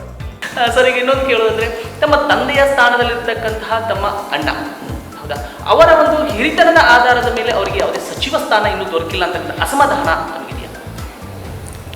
ಇದೆ, ಅದ್ರ ಬಗ್ಗೆ ಎರಡು ಮಾತಿಲ್ಲ. Is most senior member of legislative assembly. ಮತ್ತು ಈಗಾಗಲೇ 3 ಜನ ಮುಖ್ಯಮಂತ್ರಿಗಳ ಕೈಯಲ್ಲಿ ಸಚಿವನಾಗಿ ಕೆಲಸ ಮಾಡಿದಂಥವನು. ಅದು ಯಾವುದೋ ಒಂದು ಪಕ್ಷ ಯಾವುದೋ ಒಂದು ದೃಷ್ಟಿಯಿಂದ ಇವತ್ತು ಸ್ವಲ್ಪ ಲೇಟ್ ಮಾಡಿರ್ಬೋದು. ಅದಕ್ಕೆ ಅವನ ಮೊದಲನೇ ಲಿಸ್ಟಲ್ಲೇ ಮಾಡಬೇಕಾಗಿತ್ತು, ಅದು ಮಾಡಲಿಲ್ಲ. ಅದ್ರ ಬಗ್ಗೆ ಸಾಕಷ್ಟು ಅಸಮಾಧಾನ ಇದೆ. ಆದರೂ ಭಾಳ ಆಳವಾಗಿ ವಿಚಾರ ನಂತರ ಪಕ್ಷ ಸಾಕಷ್ಟು ನಮಗೆಲ್ಲ ಕೊಟ್ಟಿರ್ತದೆ, ಪಕ್ಷ ನಮಗೆಲ್ಲ ಕೊಟ್ಟಿರ್ತದೆ. ಪಕ್ಷಕ್ಕಾಗಿ ಕೆಲವೊಂದು ಸಂದರ್ಭದಾಗ ನಾವು ತ್ಯಾಗನೂ ಮಾಡಬೇಕಾಗ್ತದೆ. ಆ ನಿಟ್ಟಿನಲ್ಲಿ ನಮ್ಮ ಅಣ್ಣ ಭಾಳ ತಿಳುವಳಿಕೆ ಅವದಾನೆ. ಆ ನಿಟ್ಟಿನಲ್ಲಿ ಅದ್ರ ಬಗ್ಗೆ ತಲೆ ಕೇಳಿಸ್ಕೊಳ್ಳೋದೇ ಮಂತ್ರಿ ಇದ್ರನ್ನ ಸೇವಾ ಮಾಡ್ಬೇಕಂತ ಏನಿಲ್ಲ, ಶಾಸಕರಾಗಿದ್ದಾರೆ. ಆ ನಿಟ್ಟಿನಲ್ಲಿ 1.5 ವರ್ಷ ಆದರೂ ಸಹಿತ ಅದ್ರ ಬಗ್ಗೆ ತಲೆ ಕೇಳಿಸ್ಕೊಳ್ಳೋದೇ ಜನರ ಮಧ್ಯದಲ್ಲಿ ಕ್ಷೇತ್ರದಲ್ಲಿ ಓಡಾಡಿಕೊಂಡು ಕೆಲಸ ಮಾಡೋದು, ಕೆರೆಗಳನ್ನು ನೀರನ್ನು ಎಲ್ಲ ಕಡೆ ಹೋಗಿ ಹೇಳೋದು ಕೇಳೋದು ಮಾಡುವಂಥ ಕೆಲಸನೇ ಮಾಡೋಕ್ಕಾಗ್ತಾನೆ. ಬಟ್ ಹೀ ಈಸ್ ನಾ ವೆರಿ ಹ್ಯಾಪಿ. ಏನೈತೆ ಆ ಕೆಲಸದಾಗ ನಾವು ಹ್ಯಾಪಿ ಇದ್ದೀವಿ. ಪಕ್ಷಕ್ಕೆ ಇಷ್ಟೆಲ್ಲ ಕೊಟ್ಟಾಗಿನ ಪಕ್ಷ ಒಂದು ಸ್ವಲ್ಪ ಲೇಟ್ ಮಾಡಿದ್ದಂದ್ರೆ ಅದಕ್ಕೆ ಅಪಾದನೆ ಮಾಡೋದು ದೊಡ್ಡ ತಪ್ಪು. ಆ ಒಂದು ಸಂದರ್ಭದಲ್ಲಿ ಇವತ್ತು ಪಕ್ಷಕ್ಕಾಗಿ ಕೆಲವು ಸಲ ತ್ಯಾಗ ಮಾಡೋ ಪ್ರಸಂಗ ತ್ಯಾಗ ಮಾಡಬೇಕು. ಆ ಒಂದು ವ್ಯವಸ್ಥೆಯಲ್ಲಿ ಇವತ್ತು ಅದು ಮನುಷ್ಯ ನೋವಾಗಿದ್ದು ನಿಜವಾಗಿ ನೋವಾಗ್ಯದ. ಬಟ್ ಅದನ್ನು ಅಷ್ಟೇನು ಗಂಭೀರವಾಗಿ ನಾವು ತೊಗೊಂಡಿಲ್ಲ. ಬಟ್ ಪಕ್ಷಕ್ಕಾಗಿ ತ್ಯಾಗ ಮಾಡಿದಂಥ ಭಾವನೆ ಇಟ್ಕೊಂಡು ಇವತ್ತು ತ್ಯಾಗದ ಮನೋಭಾವದಿಂದ ಇಬ್ಬರು ಕೂಡಿ ಕೆಲಸ ಮಾಡಬೇಕು. ಯಾವತ್ತಿದ್ರು ಕತ್ತಿ ಸಹೋದರರು ಪಕ್ಷ ನಿಷ್ಠ ಅಂತಕ್ಕಂತಹ ಒಂದು ಮಾತು ಎಲ್ಲ ಜನರಲ್ಲಿ ಕೇಳಿ ಬರ್ತಿರ್ತಕ್ಕಂಥದ್ದು. ಮತ್ತೆ ಪ್ರಶ್ನೆ ನೋಡೋದಾದ್ರೆ ಹಿಂದಿನ ಒಂದು ರಾಜಕೀಯ ಸನ್ನಿವೇಶಗಳಿಗೂ ಈಗಿನ ಒಂದು ರಾಜಕೀಯ ಸನ್ನಿವೇಶಗಳು ಸಾಕಷ್ಟು ಬದಲಾವಣೆಯನ್ನು ನಾವು ನೋಡ್ತಾ ಇದ್ದೀವಿ. 3 ದಶಕಗಳ ಹಿಂದಿನ ಒಂದು ರಾಜಕೀಯ ಈಗಿನ ಒಂದು ರಾಜಕೀಯ ಏನು ವ್ಯತ್ಯಾಸ ಇದೆ ಸರ್ ತಮ್ಮ? ಏನು ಹೇಳಿದ್ರಿ ಅದನ್ನ ನಾವು ಹೇಳಕತ್ರ ಮೈದು ಬಿಡಿದಿದ್ದೆ. ಯಾಕಂದ್ರೆ ಅವಾಗಿಂದ ರಾಜಕಾರಣ 1983ರಲ್ಲಿ ನಮ್ಮ ತಂದೆ, 85ರಲ್ಲಿ ನಮ್ಮ ತಂದೆ ಮೊದಲು ಆಯ್ಕೆ ಹೋದರು. ವಿದಿನ್ 20 ಡೇಸ್ ಅವರು ವಿಧಾನಸಭೆಯಲ್ಲೇ ತೀರಿ ಹೋದರು. ಅದರ ನಂತರ ಉಮೇಶ್ ಕತ್ತಿಯವ್ರಿಗೆ ಟಿಕೆಟನ್ನು ಎಲ್ಲ ನಮ್ಮ ತಾಲೂಕಿನ ಹಿರಿಯರು ಕೂಡ್ಕೊಂಡು, ಇಲ್ಲಪ್ಪ ನಿಮ್ಮ ಮನೆಯಾಗನೇ ಇರಲಿ ನೀವೇ ತಗೊಳ್ರಿ ಅಂತ ಹೇಳಿ ಅವರಿಗೆ ಕೊಟ್ಟರು. ಕೊಟ್ಟ ನಂತರ ಅವಾಗ ಏನು ಬಹುಶಃ ಅವಾಗ ಕೊಟ್ಟಾಗ ದೇವೇಗೌಡರು, ರಾಮಕೃಷ್ಣ ಹೆಗಡೆಯವರು, ಜಯೇಶ್ ಪಟೇಲ್ರು, ಎಸ್ ಆರ್ ಬೊಮ್ಮಾಯಿ ಅವರು, ನಾಗೇಗೌಡರು, ಬೈರೇಗೌಡರು, ನಜೀರ್ ಸಾಬ ಇವರೆಲ್ಲ ಮುಂದೆ ಕೂತ ನಮ್ಮ ಮನಾಗ ಅವಾಗ ಹೊನ್ನಪ್ಪನ ನೂಲಿ, ಸುರೇಂದ್ರ ಇಮಗೌಡನವ್ರು ಅಂತೇಳಿ ಎಲಿಮನೋಳಿ ಅವರೆಲ್ಲ ಕೂಡ ಹೋಗಿದ್ವಿ ನಾವು. ಹೋದಾಗ ಅವರೆಲ್ಲ ನಮ್ಮನ್ನು ಕೇಳಿಕೊಟ್ರು, ನಿಮ್ಮದು ಹೊಲ ಎಷ್ಟೈತಿ, ಮನಿ ಎಷ್ಟೈತಿ, ನಿಮ್ಮ ಮೂಲ ಬೆಳೆ ಏನ, ಎಷ್ಟಾಗ್ತೈತಿ, ಎಷ್ಟು ಹಣ್ಣು ಆಕೈತಿ, ಡಿಪಾಸಿಟ್ ಇದಾವು, ಸಾಲ ಎಷ್ಟು ಅದಾವು. ನೀವು ಟಿಕೆಟ್ ಕೊಡಾಕಿದ್ರು ಹೆಣ್ಣು ಕೊಡಾಕಿದ್ರು ಕೇಳಿನ, ಟಿಕೆಟ್ ಕೊಡಾಕಿದ್ರು ಹೆಣ್ಣು ಕೊಡಾಕಿದ್ರು ಕೇಳಿ. ಹಂಗಲ್ಲಪ್ಪ ಹೇಳಿ ತಿಳ್ಕೊ, ಈಗೇನು ಮಾಡ್ತೀರಿ, ನಿಮ್ಮ ಕಡೆ ಎಷ್ಟು ಹಣ ಅದಾವ ನಮ್ಗೆ ಹೇಳು ಅಂದರು. ಅವಾಗ ಒಂದು 3-4 ಲಕ್ಷ ರೂಪಾಯಿ ಇರ್ಬೋದು ನಮ್ಮ ಹತ್ರ. 1 ಲಕ್ಷ 3-4 ಲಕ್ಷ ರೂಪಾಯಿ ಅವ್ರಿಗೆ, ಅದ್ರಾಗ 1 ಲಕ್ಷ ರೂಪಾಯಿ ನಾವು ಖರ್ಚು ಮಾಡ್ತೀವಿ ಅಂತಂದಿವಿ. ಅಂದ ಕೂಡಲೇ ಇನಾಮದಾರ ಇದ್ದರು, ಡಿ ಬಿ ಇನಾಮದಾರ್, ಅವಾಗ ಎಕ್ಸೈಸ್ ಮಿನಿಸ್ಟರ್ ಇದ್ದರು. ಅವ್ರಿಗೆ ಹೇಳಿದ್ರು, ನೀವೊಂದು 40,000 ನಮ್ಮ ಪಾರ್ಟಿ ಫಂಡ್ ಒಂದು 40,000 ರೂಪಾಯಿ ಕೊಡ್ತೀವಿ ಅಂದರು. ಪಾರ್ಟಿ ಫಂಡ್ ಒಂದು 40,000, ಇದೊಂದು ಲಾಖ. ಅದ್ರೊಳಗೆ ಮತ್ತೆ ಒಂದು 60,000 ರೂಪಾಯಿ ಉಳಿದು, ನಮ್ಮ 60,000 ರೂಪಾಯಿ ಉಳಿದು. ವಿ ಎಲ್ ಪಾಟೀಲ್ರ ನೇತೃತ್ವ ಒಟ್ಟು ಒಂದು 70,000 ರೂಪಾಯಿದಾಗ ನಮ್ದು ಇಲೆಕ್ಷನ್ ಮುಗೀತು. ಅವಾಗ ಹೆಂಗೆ ರೀ, ಒಂದು ಬೂತಿಗೆ ಒಂದು 50 ರೂಪಾಯಿ, ಮುಂದೆ ಒಂದು ಬೂತಿಗೆ ಒಂದು ತಿನಿಸಿ ಅವು ಬ್ಯಾಚ ಮತ್ತು ಟಾಚನಿ ಮತ್ತು ಪೆನ್ನ ಮತ್ತು ಹಾಳಿ, ಒಂದು ಹೋಟೆಲ್ ಲಿಸ್ಟ, ಏಜೆಂಟ್ ಫಾರ್ಮ ಇಷ್ಟು ಕೊಟ್ಟು ಬರ್ತಿದ್ವು. ಚಹಾ ಕುಡಿಯಾಕತ್ತೇಳಿ ಖಾರ ಹಚ್ಚಿ ಚುರುಮರಿ ಮಾಡಿ ಕಳಿಸ್ತೀವಿ. ಖಾರ ಹಚ್ಚಿ ಚುರುಮರಿ ಒಂದೊಂದು ಚುರುಮರಿ ಕೊಡ್ತಿದ್ವು. ಅದ್ರ ಮೇಲೆ ಇಲೆಕ್ಷನ್ ಆಗ್ತಿತ್ತು. ಇಲೆಕ್ಷನ್ ಮುಗೀತಿತ್ತು. ಮತ್ತು ಅವಾಗ ಊರಾಗ ಒಬ್ಬಿಬ್ರು ಹಿರಿಯರು ಇರ್ತಾರೆ, ಇಬ್ಬರಿಗೆ ಹೇಳಿ ಬರ್ತಂದ್ರೆ ಅವ್ರ ವಿಷಯ ಮುಗಿಸ್ತಾರೆ. ಅಂದ್ರೆ ಊರಾಗ ಒಬ್ಬಿಬ್ರು ಇರ್ತಾರೆ. ಅವಾಗ ಅವ್ರಿಗೆ ಅಟ್ಟು ಹೋಗಿ ಭೇಟಿಯಾಗಿ ಅಂತ ಹೇಳಿದ್ರು ಅವ್ರು ಯಾವಾಗ ನಾಳೆ ಎಲೆಕ್ಷನ್ ಸಂಜೆ ಮುಂದೆ ಕರಿತಿರು. ಅದ ನಾವು ಕೊಟ್ಟ ದುಡ್ಡಿನಾಗ ಅವ್ರು ಚುರುಮರಿ ಮಾಡಿಸಿದ್ರು. ಮಾಡಿಸಿ ಮತ್ತು ಹಿಂಗೆ ಓಟ್ ಆಗೋದಪ್ಪ ಅಂತ ಹೇಳಿ ಮುಗಿಸ್ತಾರೆ. ಆ ಪ್ರಕಾರ ಪೋಲಿಂಗ್ ಆಗ್ತಿತ್ತು, ವಿಷಯ ಮುಗಿತಿತ್ತು. ಹೊಡೆದಾಟ ಏನಿದ್ದಿಲ್ಲ. ಬಟ್ ಈಗ ಏನು ಪರಿಸ್ಥಿತಿ ಕೆಟ್ಟೈತಿ, ಏನು ರಾಜಕಾರಣದಾಗ ಅರ್ಥ ಉಳಿದಿಲ್ಲ. Open secret. ಜನರಿಗೆ ಏನಾಗಿಬಿಟ್ಟೈತಿ, ಈಗ ರಮೇಶ್ ಕತ್ತಿ ಮಗ ರೊಕ್ಕ ತಿತ್ತಾನು, ಅದಕ್ಕೆ ಅವನ ಕಡೆ ನಾವು ಎಲೆಕ್ಷನ್ ಇತ್ತ ರೊಕ್ಕ ಕೇಳಬೇಕು ಅನ್ನೋದು ಮಂದಿ ತಿರ್ಯಾಗ. ಅಂದ್ರೆ ಹೆಂಗೆ ರಮೇಶ್ ಕತ್ತಿ ಅಂದ್ರೆ ಬೇರೆಯವ್ರ ಹೆಸರು ತೊಗೊಳ್ಬೇಡ್ರಿ, ನಮ್ಮದು ತೊಗೊಳ್ರಿ. ರಮೇಶ್ ಕತ್ತಿ ರಾಜಕೀಯ ವ್ಯಕ್ತಿ ಅದಾನು, ರಾಜಕಾರಣದಾಗ ರೊಕ್ಕ ತಿತ್ತಾನು, ಇವ್ ಕಡೆ ರೊಕ್ಕ ಅದಾವು, ಮತ್ತು ಮಂದಿ ರೊಕ್ಕ ತಿಂದಾನು, ಅದು ನಾವು ಇಸ್ಕೊಂಡು ಹೋಗ್ಬಿಟ್ಟಾಕು ಅಂತ ಹೇಳಿ ಜನರ ತಿಳಿಯಾಗ ಬರ್ತೈತಿ. ಈ ರಮೇಶ್ ಕತ್ತಿ ತಿಳಿಯಾಗ ಏನು ಬಂದೈತಿ, ಇಲೆಕ್ಷನ್ಗೆ ಹೋದಾಗ ಜನ ಕೇಳ್ತಾರು, ಅದಕ್ಕೆ ನಾವು ತಿನ್ನಬೇಕು ಅಂತೇಳಿ ಇವ ಅದ. ಅಂದ್ರೆ ಜನ ಇವ್ ಕಡೆ ರೊಕ್ಕ ಅದಾವು, ನಾವು ಕೇಳ್ಬೇಕಂತೇಳಿ ಜನ ಅಂತೈತಿ. ಜನ ನಾ ಎಲೆಕ್ಷನ್ಗೆ ಹೋದಾಗ ಮತ್ತೆ ನಾನು ಕೇಳ್ತಾರೆ ಅಂತೇಳಿ ಇವ್ನು ತಿನ್ನಕತ್ತ. ಹಿಂಗಾಗಿ ಈಗೇನು ಮೊದಲದ ಈ ಓಪನ್ ಸೀಕ್ರೆಟೇ ಇದೆ ವಿಷಯ, ಓಪನ್ ಸೀಕ್ರೆಟ್. ಮತ್ತು ಈ ಒಂದು ವ್ಯವಸ್ಥೆಗೆ ಆಗಿನ ಒಂದು ವ್ಯವಸ್ಥೆಗೆ ಗಜಾಂತರ ಫರ್ಕ್ ಐತಿ. ಅವಾಗ ನಮಗೆ ಟಿಕೆಟ್ ಕೊಡಬೇಕಾದ್ರೆ ಇಷ್ಟೆಲ್ಲ ಮಳ ಹಾಕಿ ನಿಮ್ಮದು ಯಾರು ಮತ್ತು ಯಾಕಿಂತ ಕಾದ್ರಿಕೆ ಇನ್ನು ಇಲ್ಲಪ್ಪ, ನಾಳೆ ನೀ ಒಂದು ವೇಳೆ ಸಾಲ ಅದು ಮಾಡಿ ಇಲೆಕ್ಷನ್ ಸಲುವಾಗಿ ಸಾಲ ಮಾಡಿದ್ವಿ. ಇಲೆಕ್ಷನ್ ಸಲುವಾಗಿ ಸಾಲ ಮಾಡಿದ್ರೆ ಆ ಸಾಲ ಎಲ್ಲಿಂದ ತೀರ್ಸಾವಣಿ, ಅವಾಗ ಮಂದಿ ಕಡೆ ರೊಕ್ಕ ತಿಂತಿ, ಮಂದಿ ಕಡೆ ರೊಕ್ಕ ತಿಂದು ಪಕ್ಷದ ಹೆಸರು ಕೆಡಿಸ್ತಿ, ನಿನ್ನ ಹೆಸರು ಕೆಡಿಸ್ಕೋತಿ, ಮುಂದಿನ ಸಲ ನೀನು ಬರೋದಿಲ್ಲ. ಹಿಂಗೆ ನಾವೆಲ್ಲ ವಿಚಾರ ಮಾಡಿ ಹೇಳಾಕತ್ತೀವಿ ಪಾತ ಹೇಳು. ಆಯ್ತು ಸರ್ ತಂದೀವಿ ಅಂದ್ರೆ ಆಗಿನ ಕಾಲ ಅಷ್ಟು ಸಾಂದರ್ಭಿಕವಾಗಿ ಸೂಕ್ಷ್ಮತೆಯನ್ನು ಅರ್ತು ನಮಗೆ ಬುದ್ಧಿ ಹೇಳಿ ನಮಗೆ ಸ್ವಚ್ಛ ಹೇಳ್ತಾರೆ. ಕೈಯ ನೀವು ರಾಜಕಾರಣ ಮಾಡೋದ್ರೆ ಕೈಯ ಬಾಯಿ ಕಚ್ಚಿ ಕೈಯ ಬಾಯಿ ಇವು ಮೂರು ಸುದ್ದಿ ಇಟ್ಕೊಂಡು ಹೋಗೋದಿದ್ರೆ ರಾಜಕಾರಣ ಮಾಡ್ರಿ, ಇಲ್ಲದು ಮಾಡಬೇಡ್ರಿ. ನಮಗೆ ಸ್ವಚ್ಛ ಅದು ನಮ್ಗೆ ಹೇಳಿದಾರೆ.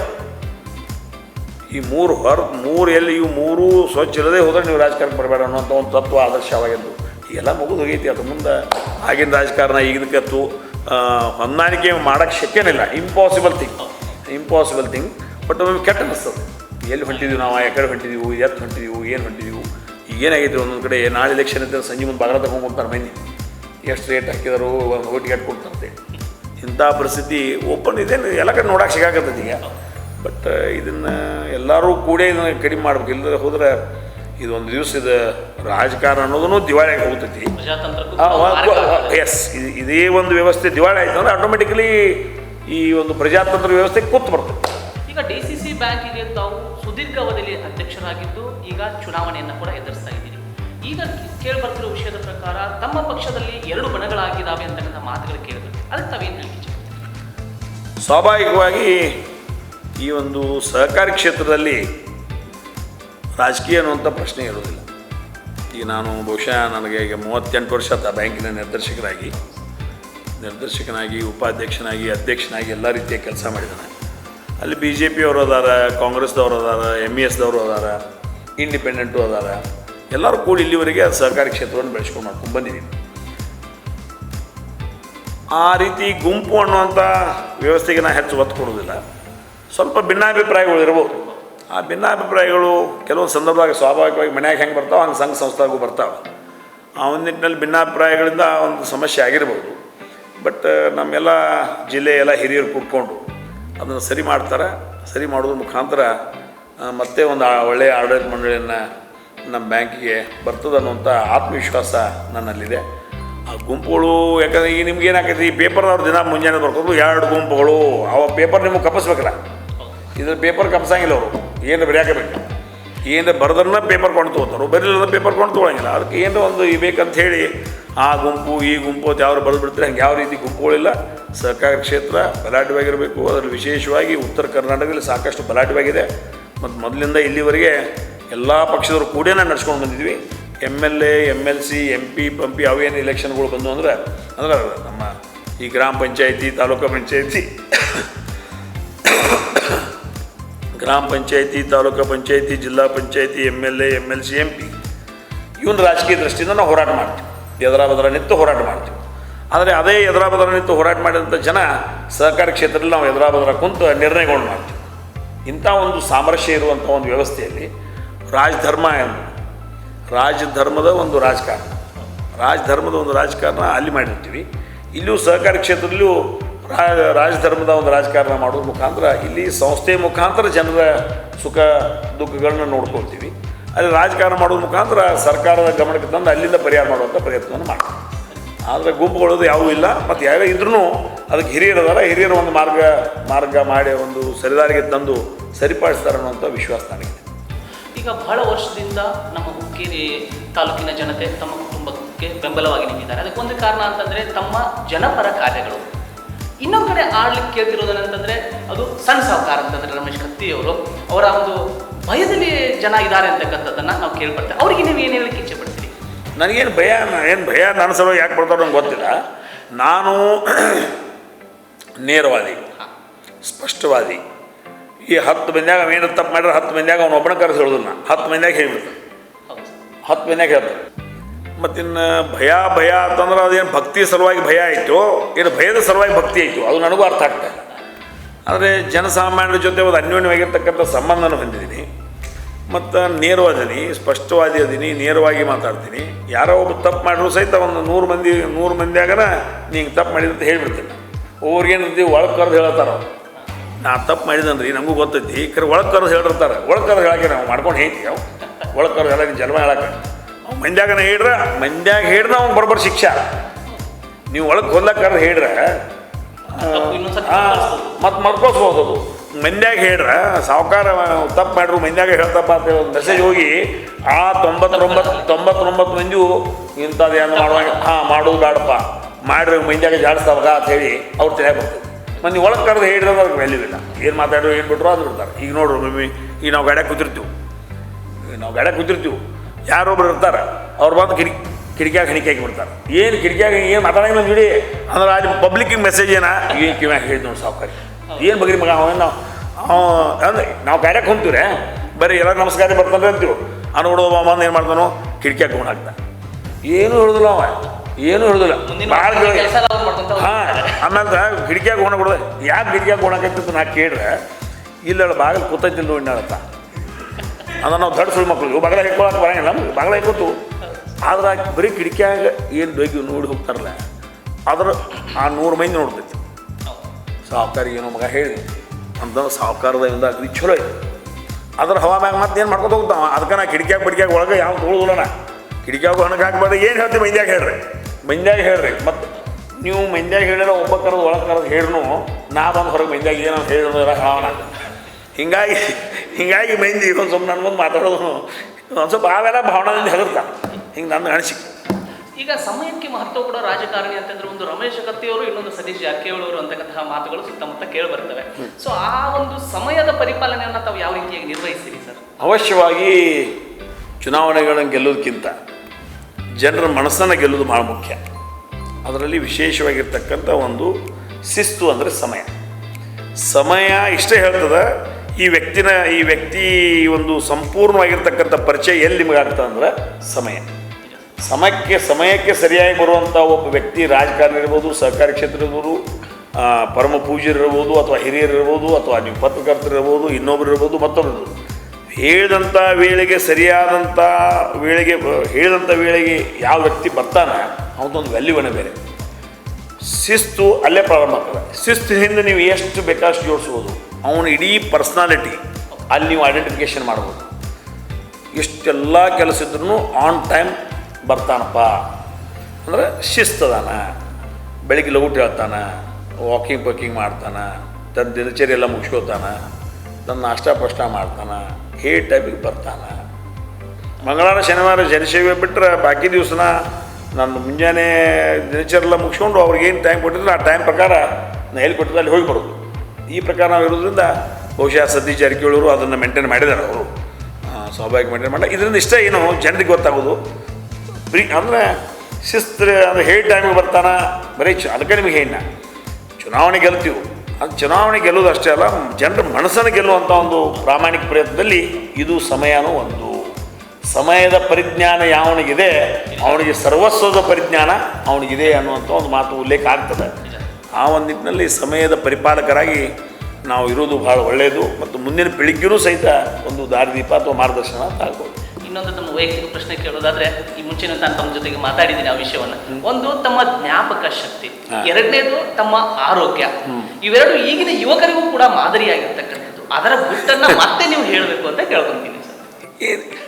ಏನಿಲ್ರಿ, ನಾವೇನು ಮೊದಲೇ ದಿನ ಕೇಳ್ರಿ ನಮ್ಮ ಜ್ಞಾಪಕ ಶಕ್ತಿ ಸರ್ ತಮ್ಮದು. ಅದು ಒಂದು ವ್ಯಕ್ತಿಯನ್ನ ನೋಡಿದ್ರೆ ಅದು 10 ವರ್ಷ ಬಿಟ್ಟು ಆ ವ್ಯಕ್ತಿ ತಮ್ಮ ಮುಂದೆ ಬಂದ್ರೆ ತಾವು ಅವನೇ ಅಂತ ಹೇಳಿ ಇಲ್ಲೇ ಅವ ಮಾಡಿ ಯಾರು ನಿಮ್ಮ ಗಜರೇನೋ ಯಾರೋ ಹುಕ್ಕೇರಿ ಅವ ಹುಡುಗ ಬಂದಿದ್ದ ಗಜರೆ, ಅವ 12 ವರ್ಷದಿಂದ ನನಗೆ ವಾಟ್ಸಪ್ ಮಾಡಿದ್ದ. 12 ವರ್ಷದಿಂದ ಗಾಜರೆ ಅಂತ ಹೇಳಿ ವಾಟ್ಸಪ್ ಮಾಡಿದ್ದ.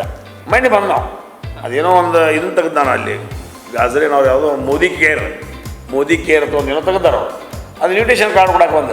ನಾ ಪಟ್ನ ನೋಡಿ ನೀ ನನ್ನ ವಾಟ್ಸಪ್ ಮ್ಯಾಗ ಚಾಟ್ ಮಾಡ್ತಿದ್ದಲ್ಲ, ಕ್ರಿಕೆಟ್ ಆಡೋಕೆ ನೀ ಬಾಗಲಕೋಟೆ ಆಗಿದ್ದಿಲ್ಲಪ್ಪ ಕೇಳಿ. ಅವ್ನಿಗೆ ದಿಕ್ಕತ್ತಿತ್ತು.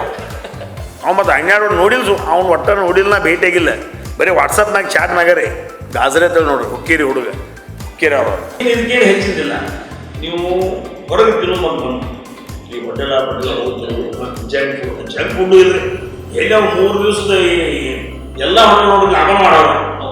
ಈಗ ನೋಡಿ ಒಂದು ಹೋಟೆಲ್ ತಿಂಗಳಾಗ 70% ಲಾಭ ಆಗುತ್ತೆ. ಅದಕ್ಕೆ ದಯಮಾಡಿ ಹೋಟೆಲದ ಆಹಾರವನ್ನು ವರ್ಜ ಮಾಡಿ ಮನೆಯ ಆಹಾರವನ್ನು ತಿನ್ನಾಕ್ತೀವಿ. ಅದರೊಳಗೆ ವಿಶೇಷವಾಗಿರ್ತಕ್ಕಂಥ ಮೈಗೆ ಕಾವು ಕೊಡುವಂತಹ ಸಜ್ಜಿ, ನವಣಿ, ಬರಗ, ಸಾವಿ, ಜ್ವಾಳ, ಗೊಂಜಾಳ ನುಚ್ಚ, ಜೋಳದ ನುಚ್ಚ, ಬಿಸಿ ನುಚ್ಚಿರ್ತದ ಹಾಲ ತುಪ್ಪ ಹಾಕಿ ಜೋಳದ ನುಚ್ಚು, ಗೊಂಜಾಳ ನುಚ್ಚು ಯಾವುದೇ ನುಚ್ಚಿದ್ರು ಬಿಸಿ ಇರ್ತದೆ. ಬಿಸಿ ಹಾಲ ತುಪ್ಪ ಸ್ವಲ್ಪ ರೊಕ್ಕ ಹಚ್ಚಿ ನಾಲ್ಗೇನು 10 ಬಸ್ನಾಗಿದೆ. ನಾವು ಕೊಟ್ಟದನ್ನು ತಿನ್ಬೇಕಾದ ದುಡ್ಡೇ ಅದು ನೋಡಿ ಕೂಡ ಅಲ್ಲಿ ನೀರು ಬಿಟ್ಟು ಕಣ್ಣ ನೀರು ಬಿಟ್ಟು ಮಾಡಿದ್ರೆ ನಾಲಿಗೆ ನಾವಿಟ್ಟು ತಿನ್ಬೇಕು. ಅದು ಕೇಳಿದ್ದನ್ನು ನಾವು ಹಾಕೋಣ. ನಾಲಿಗೆ ನಾವು ಹೇಳೋದು ನಾ ಇದು ಕೊಟ್ಟು ಬರ್ತೀನಿ. ಮತ್ತೆ ನಾಲಿಗೆ ನೀವು 10 ಬಸ್ನಾಗ ನೋಡ್ರಿ, ನಿಮ್ಮ ಆರೋಗ್ಯ 10 ಬಸ್ನಾಗ ಉಳಿದು. ನೀವು ಯಾವುದು ರುಚಿಯನ್ನು ತಿಂತೀರಿ ಅದು ಶರೀರಕ್ಕೆ ಕೆಟ್ಟು ಹಾನಿಕರ. ಯಾವುದು ಕಹಿಯನ್ನು ತಿಂತೀರಿ ನೀವು ಅದು ಶರೀರಕ್ಕೆ ಒಳ್ಳೆಯದು. ಇದಕ್ಕೆ ಹೀಗಾಗಿ ಆರೋಗ್ಯ ಬರೀ ನಮ್ದೇ ಕೇಳಿ ಮೈಂಡ್ ಕೇಳ್ಕೊಂಡು ಹೋಗಿದ್ದಾರೆ. ಅವ್ರವ್ರು ಪಾಲಿಸ್ಬೇಕಲ್ಲ, ಪಾಲ್ಸಾಗ ಹೋಗ ಮಕ್ಕಳು ನನ್ನ ಮಾಡಾಕ ಅವ್ರಿಗೆ ಪಾಲ್ಸಾಗ ಹೋಗ ಮಕ್ಕಳ ರಮೇಶ್ ಗದ್ದಿ ಹೆಂಗೆ ಕಾಣ್ತಿರ್ತಾರೆ. ಹೆಂಗೆ ಅವ್ರಿಗೆ ಕೇಳಿ ನೀವು ನನಗೆ ಪಾಲಿಸಿ ನೀವು ನನಗಿದ್ದು ಹೆಂಗೆ ಕಾಣ್ತೀರಿ. ಆದರೆ ಸಂಜೆ ಮುಂದೆ ಹೋಗಿ ಮಾಡ್ತೀನಿ ದೇವಿ ಅಂತಿದ್ದಾರೆ. ಅದಕ್ಕೆ ಸಸ್ಯಾಹಾರಿಗಳಾಗಲಿ ಟೈಮ್ ಸರಿಯಾಗಿ ಊಟ ಮಾಡಿರಿ, ಮುಂಜಾನೆ ಎಕ್ಸರ್ಸೈಸು, ಸಾಯಂಕಾಲ ಎಕ್ಸರ್ಸೈಸ್ ಮಾಡಿರಿ, ನೀರು ಹೆಚ್ಚಬೇಕು, ಮ್ಯಾಕ್ಸಿಮಮ್ ನೀರು ಕೊಡಿ. Because water therapy is the most important. ಯಾಕಂದರೆ ಎಷ್ಟು ನೀವು ನೀರು, ನನ್ನ ಇಂಟೇಕ್ ಪ್ರತಿ ದಿವಸ ನೀರು ಇಂಟೇಕ್ 6-8 ಲೀಟರ್. ನಮ್ಮಲ್ಲಿ ಒಂದು ಅದರಿಂದ ಏನು ಮಿನರಲ್ಸ್ ಸಿಗ್ತಾವೆ ಅದು ಎಲ್ಲಿಂದ ಸಿಗುತ್ತೆ, ಅದು ವಿಶೇಷವಾಗಿ ಬಾಳೆ ನೀರು ಕೊಡಬೇಕು. ಒಂದು ಬೋರ್ಗೆ ಉಪಯೋಗ ಇಲ್ಲ, ಬಾಳೆ ನೀರು ಕೊಡಬೇಕು. ಮಿನರಲ್ಸ್ ಆ ಮಿನರಲ್ಸಿಂದ ಭಾಳ ಉಪಯೋಗ. ಬಟ್ ಅದನ್ನು ಅರ್ಥ ಮಾಡ್ಬೇಕು ಯಾವ ಹರಿಯುವ ನೀರು. ನಾವೆಲ್ಲ ಹಳದಾಗ ನಮ್ಮ ಅವ್ವ ಕಟ್ಟಾಡ ಚಿಕ್ಕುಡ್ದವ್ರ ಅಲ್ಲಿ ಹಳದಾಗ ನಾವು ವರ್ತಿ ತೆಗೆದು ಅಥವಾ ನಾವು ನೀರು ವರ್ತಿ ತೆಗೆದು ಹಳದಾಗಿ ನೀರು ಕೊಡ್ತೀವಿ. ಹಳದಲ್ಲಿ ಹೋಗಿ ಉಸುಗಟ್ಟು ತೆಗೆದು ನೀರು ಬರ್ತೀವಿ, ಅಲ್ಲಿಂದ ನೀರು ಕುಡಿದ್ವಿ. ಇವನ್ನೆಲ್ಲ ತಿಳ್ಕೋಬೇಕು. ಮತ್ತು ಆರೋಗ್ಯದ ಕಡೆ ಹೆಚ್ಚು ಲಕ್ಷ್ಯ ಕೊಟ್ಟರೆ ಮತ್ತು ಇವೆಲ್ಲ ಮೊದಲ ಹೊಟ್ಟೆಗೆ ಹೋಗೋದು ಮಾಡಬೇಕು, ಹೊಟ್ಟೆಗೆ ಹೋಗೋದು ಮಾಡಬೇಕು. ಮತ್ತು ಸಸ್ಯಾಹಾರಿ ಆಗಿರಬೇಕು. ನಾವೇನು ನಾವೇನು ದಿನಾವು ತಿನ್ನಿರಿ, ಬಟ್ ತಿಂಗಳ ಒಮ್ಮೆ ಹಿಂಗೇನು ತಿನ್ನಿರಿ. ಅವೊಂದು non veg go for fish, because fish is having rich protein and very good cholesterol, healthy cholesterol, and very good digestive and mind sharpener. If suppose you want to go for non-veg, in the place of mutton and chicken, you go for fish. ಅದಕ್ಕೆ ಇದು ಮಾಡ್ಕೊಂಡು ಹೋದ್ರೆ ನನಗಿಂತೂ ಹೆಂಗೆ ಅವ್ರು ಕಾಣ್ತಾರೆ. ಈಗ ರಮೇಶ್ ಕತ್ತಿಯವರು ಇತ್ತೀಚಿನ ನಿರ್ಮಾಣಗಳಲ್ಲಿ ಫ್ರೀಯಾಗಿ ನೋಡ್ಲಿಕ್ಕೆ ಸಿಗ್ತಿರ್ತಕ್ಕಂಥದ್ದು ಒಂದು ಮಕ್ಕಳ ಜೊತೆಗೆ ಈಸ್ತಿರ್ಬೇಕಾದ್ರೆ, ಚಿಕ್ಕ ಮಕ್ಕಳ ಜೊತೆಗೆ ಚಿನ್ನಿದಾಂಡ ಆಡ್ತಿರ್ಬೇಕಾದ್ರೆ, ಮೊಮ್ಮಕ್ಕಳ ಜೊತೆಗೆ ಕಾಲವನ್ನ ಕಳೀತಿರ್ತಕ್ಕಂಥ ವಿಡಿಯೋಗಳನ್ನ ಕೂಡ ನಾವು ನೋಡಿದ್ವಿ. ಇದು ಒಂದು ರಮೇಶ್ ಕತ್ತಿಯವರ ಒಂದು ರಾಜಕೀಯ ವೈರಾಗ್ಯದ ಸೂಚನೆಯ ಅಥವಾ ಹಿಂದಿನ ರಾಜಕೀಯ ವೈರಾಗ್ಯ? ನಾ ಸಾಯೋ ತಕ್ಕ ರಾಜಕೀಯ ವೈರಾಗ್ಯ ಪ್ರಶ್ನೆ ಇಲ್ಲ. ಮೊದಲಿಂದ ನಾವು ಸಾತ್ಕೊಡಲ್ಲ, ನಾವು ಸಾತ್ತು ಹೋಗೋದು ಬಂದು ರಾಜಕಾರಣ ರಾಜಕಾರಣ ಸರ್ಕಾರಿ ಕ್ಷೇತ್ರ ಜನಸೇವೆ ರಾಜಕಾರಣ ಒಟ್ಟೆ ಈಗೇನು ನಾವು ಮಾಡಾಕತ್ತಂದ್ರಿ ಇವೆಲ್ಲ ಕೆಲಸಗಳನ್ನು ಎಲ್ಲಿ ತನಕ ನನ್ನ ಜೀವ ಐತಿ ಅಲ್ಲಿ ತನಕ ನಾ ಮಾಡವನ. ಇಷ್ಟೇ ಏನು, ಈಗ ನನ್ನ ಮೊಮ್ಮಕ್ಕಳಾಗಿದ್ದಾರೆ, ಎಲ್ಲರೂ ಆಗಿದ್ದಾರೆ. ಅಜ್ಜನಾಗಿ ಅವ್ರಿಗೂ ಒಂದು ತಾಸು ಟೈಮ್ ಕೊಟ್ಟು ನಾನು ಕರ್ತೇನೆ. ಈಗ ಅವ್ರು ಕೊಡ್ಲಿಲ್ಲ ಅಂದ್ರೆ ಅವ್ರಿಗೂ ನನ್ನದೇ ಆಗಿರ್ತಕ್ಕಂಥ ನನ್ನ ಮೊಮ್ಮಕ್ಕಳಿಗೆ ಟೈಮ್ ಕೊಡಲಿಲ್ಲ ಅನ್ನೋಂಥ ಒಂದು ಬೇರೆ ನನ್ನಲ್ಲಿ ಇರ್ತೈತಿ. ಅಥವಾ ಆ ಮೊಮ್ಮಕ್ಕಳಿಗೆ ನಮ್ಮ ಅಜ್ಜ ನಮ್ಮ ಜೊತೆ ದುಡ್ಡು ಆಗ್ತಾಯಿಲ್ಲ ಅನ್ನೋ ಭಾವನೆ ಅವ್ರಿಗೆ ಬರ್ತೈತಿ. ಹಿಂಗಾಗಿ ಅವ್ರನ್ನ ಕರ್ಕೊಂಡು ಊಟ ಮಾಡ್ತಾನೆ, ಅವ್ರು ಕರ್ಕೊಂಡು ಇಶಾಡಕ್ಕೆ ಹೋಗ್ತಾನೆ, ಅವ್ರು ಕರ್ಕೊಂಡು ಇಲ್ಲಿ ವಾಕಿಂಗ್ ಮಾಡ್ತಾನೆ, ಅವ್ರು ಕರ್ಕೊಂಡು ಇಲ್ಲಿ ಗ್ರೌಂಡ್ನಾಗ ಆಟ ಆಡಕ್ಕೆ ಹೋಗ್ತಾನೆ.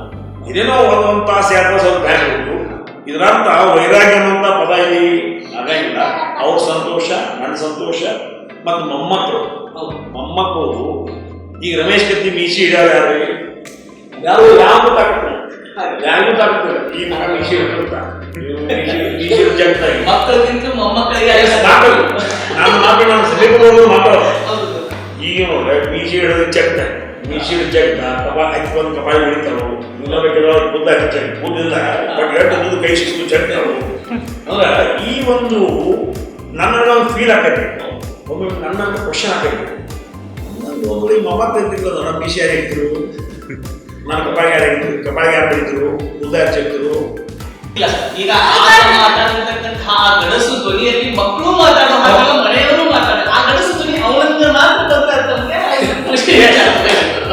ತಾಟ್ ಹಿಡಿದು ಒಂದು ಸ್ವಲ್ಪ ಸಪ್ಲ ಊಟ ಮಾಡಿದ್ರೆ ತಾಟ್ ಹಿಡಿದು ಒಂದು ಸ್ವಲ್ಪ ತಪ್ಪ ಸಪ್ಲ ಆದ್ಮೇಲೆ ಉತ್ತರ ತಾಟಂತೆ ಸಪ್ಲ ಆಗಬಾರ್ದು ಬುದ್ಧಿ ಹೇಳಪ್ಪ ಅಂದ್ರೆ ಈ ಸಂತೋಷ ಸಿಗುತ್ತೆ. You should not buy. ನೋಡ್ರಿ, ಒಂದು ಎಲ್ಲ ಜಗತ್ತಿಗೆ ಸಿಗ್ಬೋದು. ಸಂಸ್ಕಾರ ಹೆತ್ತ ತಂದೆ ತಾಯಿಯಿಂದ, ಧರ್ಮದ ಗುರುಗಳಿಂದ, ಸಮಾಜದ ಹಿರಿಯರಿಂದ ಮಾತ್ರ ಸಿಗ್ಬೋದು. ಆಚಾರ ವಿಚಾರ ಸಮಾಜಕ್ಕೆ ಒಂದು ವಿನಂತಿ ಮಾಡ್ತೀನಿ. ಹೆತ್ತ ಅವ್ವ ಅಪ್ಪ, ಬೆನ್ನ ಮಕ್ಕಳು, ಅಕ್ಕ ತಂಗಿ ಅವರೆಲ್ಲರೂ ನೋಡ್ಕೊಂಡು ಸುಖವಾಗಿ ನೀವು ಮಗು ಸುಖವಾಗಿರ್ತೀವಿ. ಒಟ್ಟಾರೆಯಾಗಿ ಇಷ್ಟೊತ್ತು ತಾವು ತಮ್ಮ ಅತ್ಯಮೂಲ್ಯವಾದಂತಹ ಒಂದು ಸಮಯವನ್ನು ನಮ್ಮ ವಾಹಿನಿಯೊಂದಿಗೆ ಕೊಟ್ಟಿದ್ದೀವಿ. ತಾವು ಮನಸ್ಸು ಮುಚ್ಚಿ ಮಾತನಾಡಿದ್ದೀವಿ. ಸಾಕಷ್ಟು ಯುವಕರಿಗೆ, ನಮ್ಮ ಭಾರತದ ಜನತೆಗೆ ಸಾಕಷ್ಟು ವಿಷಯಗಳನ್ನು ಹಂಚಿದ್ದೀವಿ, ತಿಳುವಳಿಕೆಯನ್ನು ಹೇಳಿದ್ದೀವಿ. ತಮ್ಮ ಅತ್ಯಮೂಲ್ಯವಾದ ಸಮಯವನ್ನು ನಮಗೆ ಕೊಟ್ಟದಕ್ಕೆ ನಮಗೆ ಅನಂತ ಧನ್ಯವಾದಗಳನ್ನು ಹಾಕಿಸ್ತಾ, ಅದೇ ಮತ್ತೊಮ್ಮೆ ನಮಗೆ ನಮ್ಮ ವಾಹಿನಿಯ ಪರವಾಗಿ ಒಂದು ಹುಟ್ಟುಹಬ್ಬದ ಶುಭಾಶಯಗಳನ್ನು ಕೊಡ್ತಾ, ಪ್ರಿಯ ವೀಕ್ಷಕರೇ, ನೋಡಿದ್ರಲ್ಲ ರಮೇಶ್ ಕತ್ತಿಯವರ ಒಂದು ಮನದಾಳದ ಮಾತು ಏನಾಗಿತ್ತು ಅನ್ನೋದನ್ನ. ಸೊ ಇದಾಗಿತ್ತು ಇವತ್ತಿನ ವಿಶೇಷ. ಎಲ್ಲರಿಗೂ ನಮಸ್ಕಾರ. ಇದಾಗಿದ್ದು ಇವತ್ತಿನ ಜನನಾಯಕ ಎಟ್ 57 ರಮೇಶ್ ಕತ್ತಿ ಅವರೊಂದಿಗಿನ ವಿಶೇಷ ಸಂದರ್ಶನ ಕಾರ್ಯಕ್ರಮ. ನಿರಂತರ ಸುದ್ದಿ ಹಾಗೂ ಮನರಂಜನೆಗಾಗಿ ನೋಡ್ತಾ ಇರಿ ಸತ್ಯಂ ಟಿವಿ ಕನ್ನಡ. ನಮ್ಮ ನಡೆ ಸತ್ಯದ ಕಡೆ. ತಾವು ಸಹಕಾರಿ ಕ್ಷೇತ್ರದಲ್ಲೂ ಇದ್ದೀರಾ, ಅದೇ ರೀತಿ ರಾಜಕೀಯ ರಂಗದಲ್ಲೂ ಇದ್ದೀರಾ. ಯಾವುದು ಶ್ರೇಷ್ಠ ಮತ್ತೆ ಅವು ಚಲೋಣ ಅಪ್ ಚಲೋಣ ಕೇಳಿದಂಗೆ ಆಗುತ್ತೆ. ಒಂದ್ ಕಡೆ ಬಾಲ್ಯ, ತಾರುಣ್ಯ, ಈಗ 56 ವಯಸ್ಸನ್ನ ಹೇಗಿತ್ತು ಸರ್ ಅನುಭವ ಒಟ್ಟಾರೆ? ಒಂದು ಆಶೀರ್ವಾದದಿಂದನೇ ಇವತ್ತು ನಾನು 4 ಶಬ್ದ ನಿಮ್ಮ ಮುಂದೆ ಮಾತಾಡಕತ್ತೇನೆ. We are very perfect in ಗಣಿತ. ತಾವು ಕಿರಿಯ ವಯಸ್ಸಿನಲ್ಲಿಯೇ ಜನಸೇವೆಯನ್ನ ಮಾಡ್ತಾ ಇದ್ದೀರಿ, ಆ ಅನುಭವ ಹೇಗಿತ್ತು ಸರ್? ಅವನೇನು ಅವೆಲ್ಲ ಹೋದ್ವಿ. ರಮೇಶ್ ಕತ್ತಿಯವರು ತುಂಬಾನೇ ಹಠವಾದಿ. ಮೊದಲಿಂದ ಒಂದು ಛಲಗ. ನಮ್ಮ ಪಕ್ಷದಲ್ಲಿ 2 ಬಣಗಳಾಗಿದ್ದಾವೆ ಅಂತಕ್ಕಂಥ ಮಾತುಗಳು ಕೇಳಿದ್ರು, ಅದಕ್ಕೆ ತಾವೇನು ಹೇಳಿ? ಯಾಕಂದ್ರೆ ರಾಜಕಾರಣ ಮಾಡುವ ಇಂಟ್ರೆಸ್ಟು ನನಗಿಲ್ಲ. ಇದು ಒಂದು ರಮೇಶ್ ಕತ್ತಿಯವರ ಒಂದು ರಾಜಕೀಯ ವೈರಾಗ್ಯದ ಸೂಚನೆ ಅಥವಾ ಹಿಂದಿನ ಅಧಿಕಾರ ನನಗಿರಲಿ, ಅಧಿಕಾರ ಬಿಟ್ಟು ಈ ಮುಗಿನಾಗ ಉಸಿರಿರ್ತಕ್ಕ ಜನರ ಸೇವಕನಾಗಿರವ, ಜನರ ಸೇವೆ ಮಾಡವ. ತಮ್ಮ ತಂದೆಯ ಸ್ಥಾನದಲ್ಲಿರ್ತಕ್ಕಂತಹ ತಮ್ಮ ಅಣ್ಣ, ಹೌದಾ, ಅವರ ಒಂದು ಹಿರಿತನದ ಆಧಾರದ ಮೇಲೆ ಅವರಿಗೆ ಯಾವುದೇ ಸಚಿವ ಸ್ಥಾನ ಇನ್ನೂ ದೊರಕಿಲ್ಲ ಅಂತಕ್ಕಂಥ ಅಸಮಾಧಾನ ಇದೆಯಾ? ಎಲ್ಲ ಕೇಂದ್ರ ಮತ್ತು ರಾಜ್ಯ ಸರ್ಕಾರಕ್ಕೆ ವಿನಂತಿಯನ್ನು ಮಾಡ್ತಾರೆ.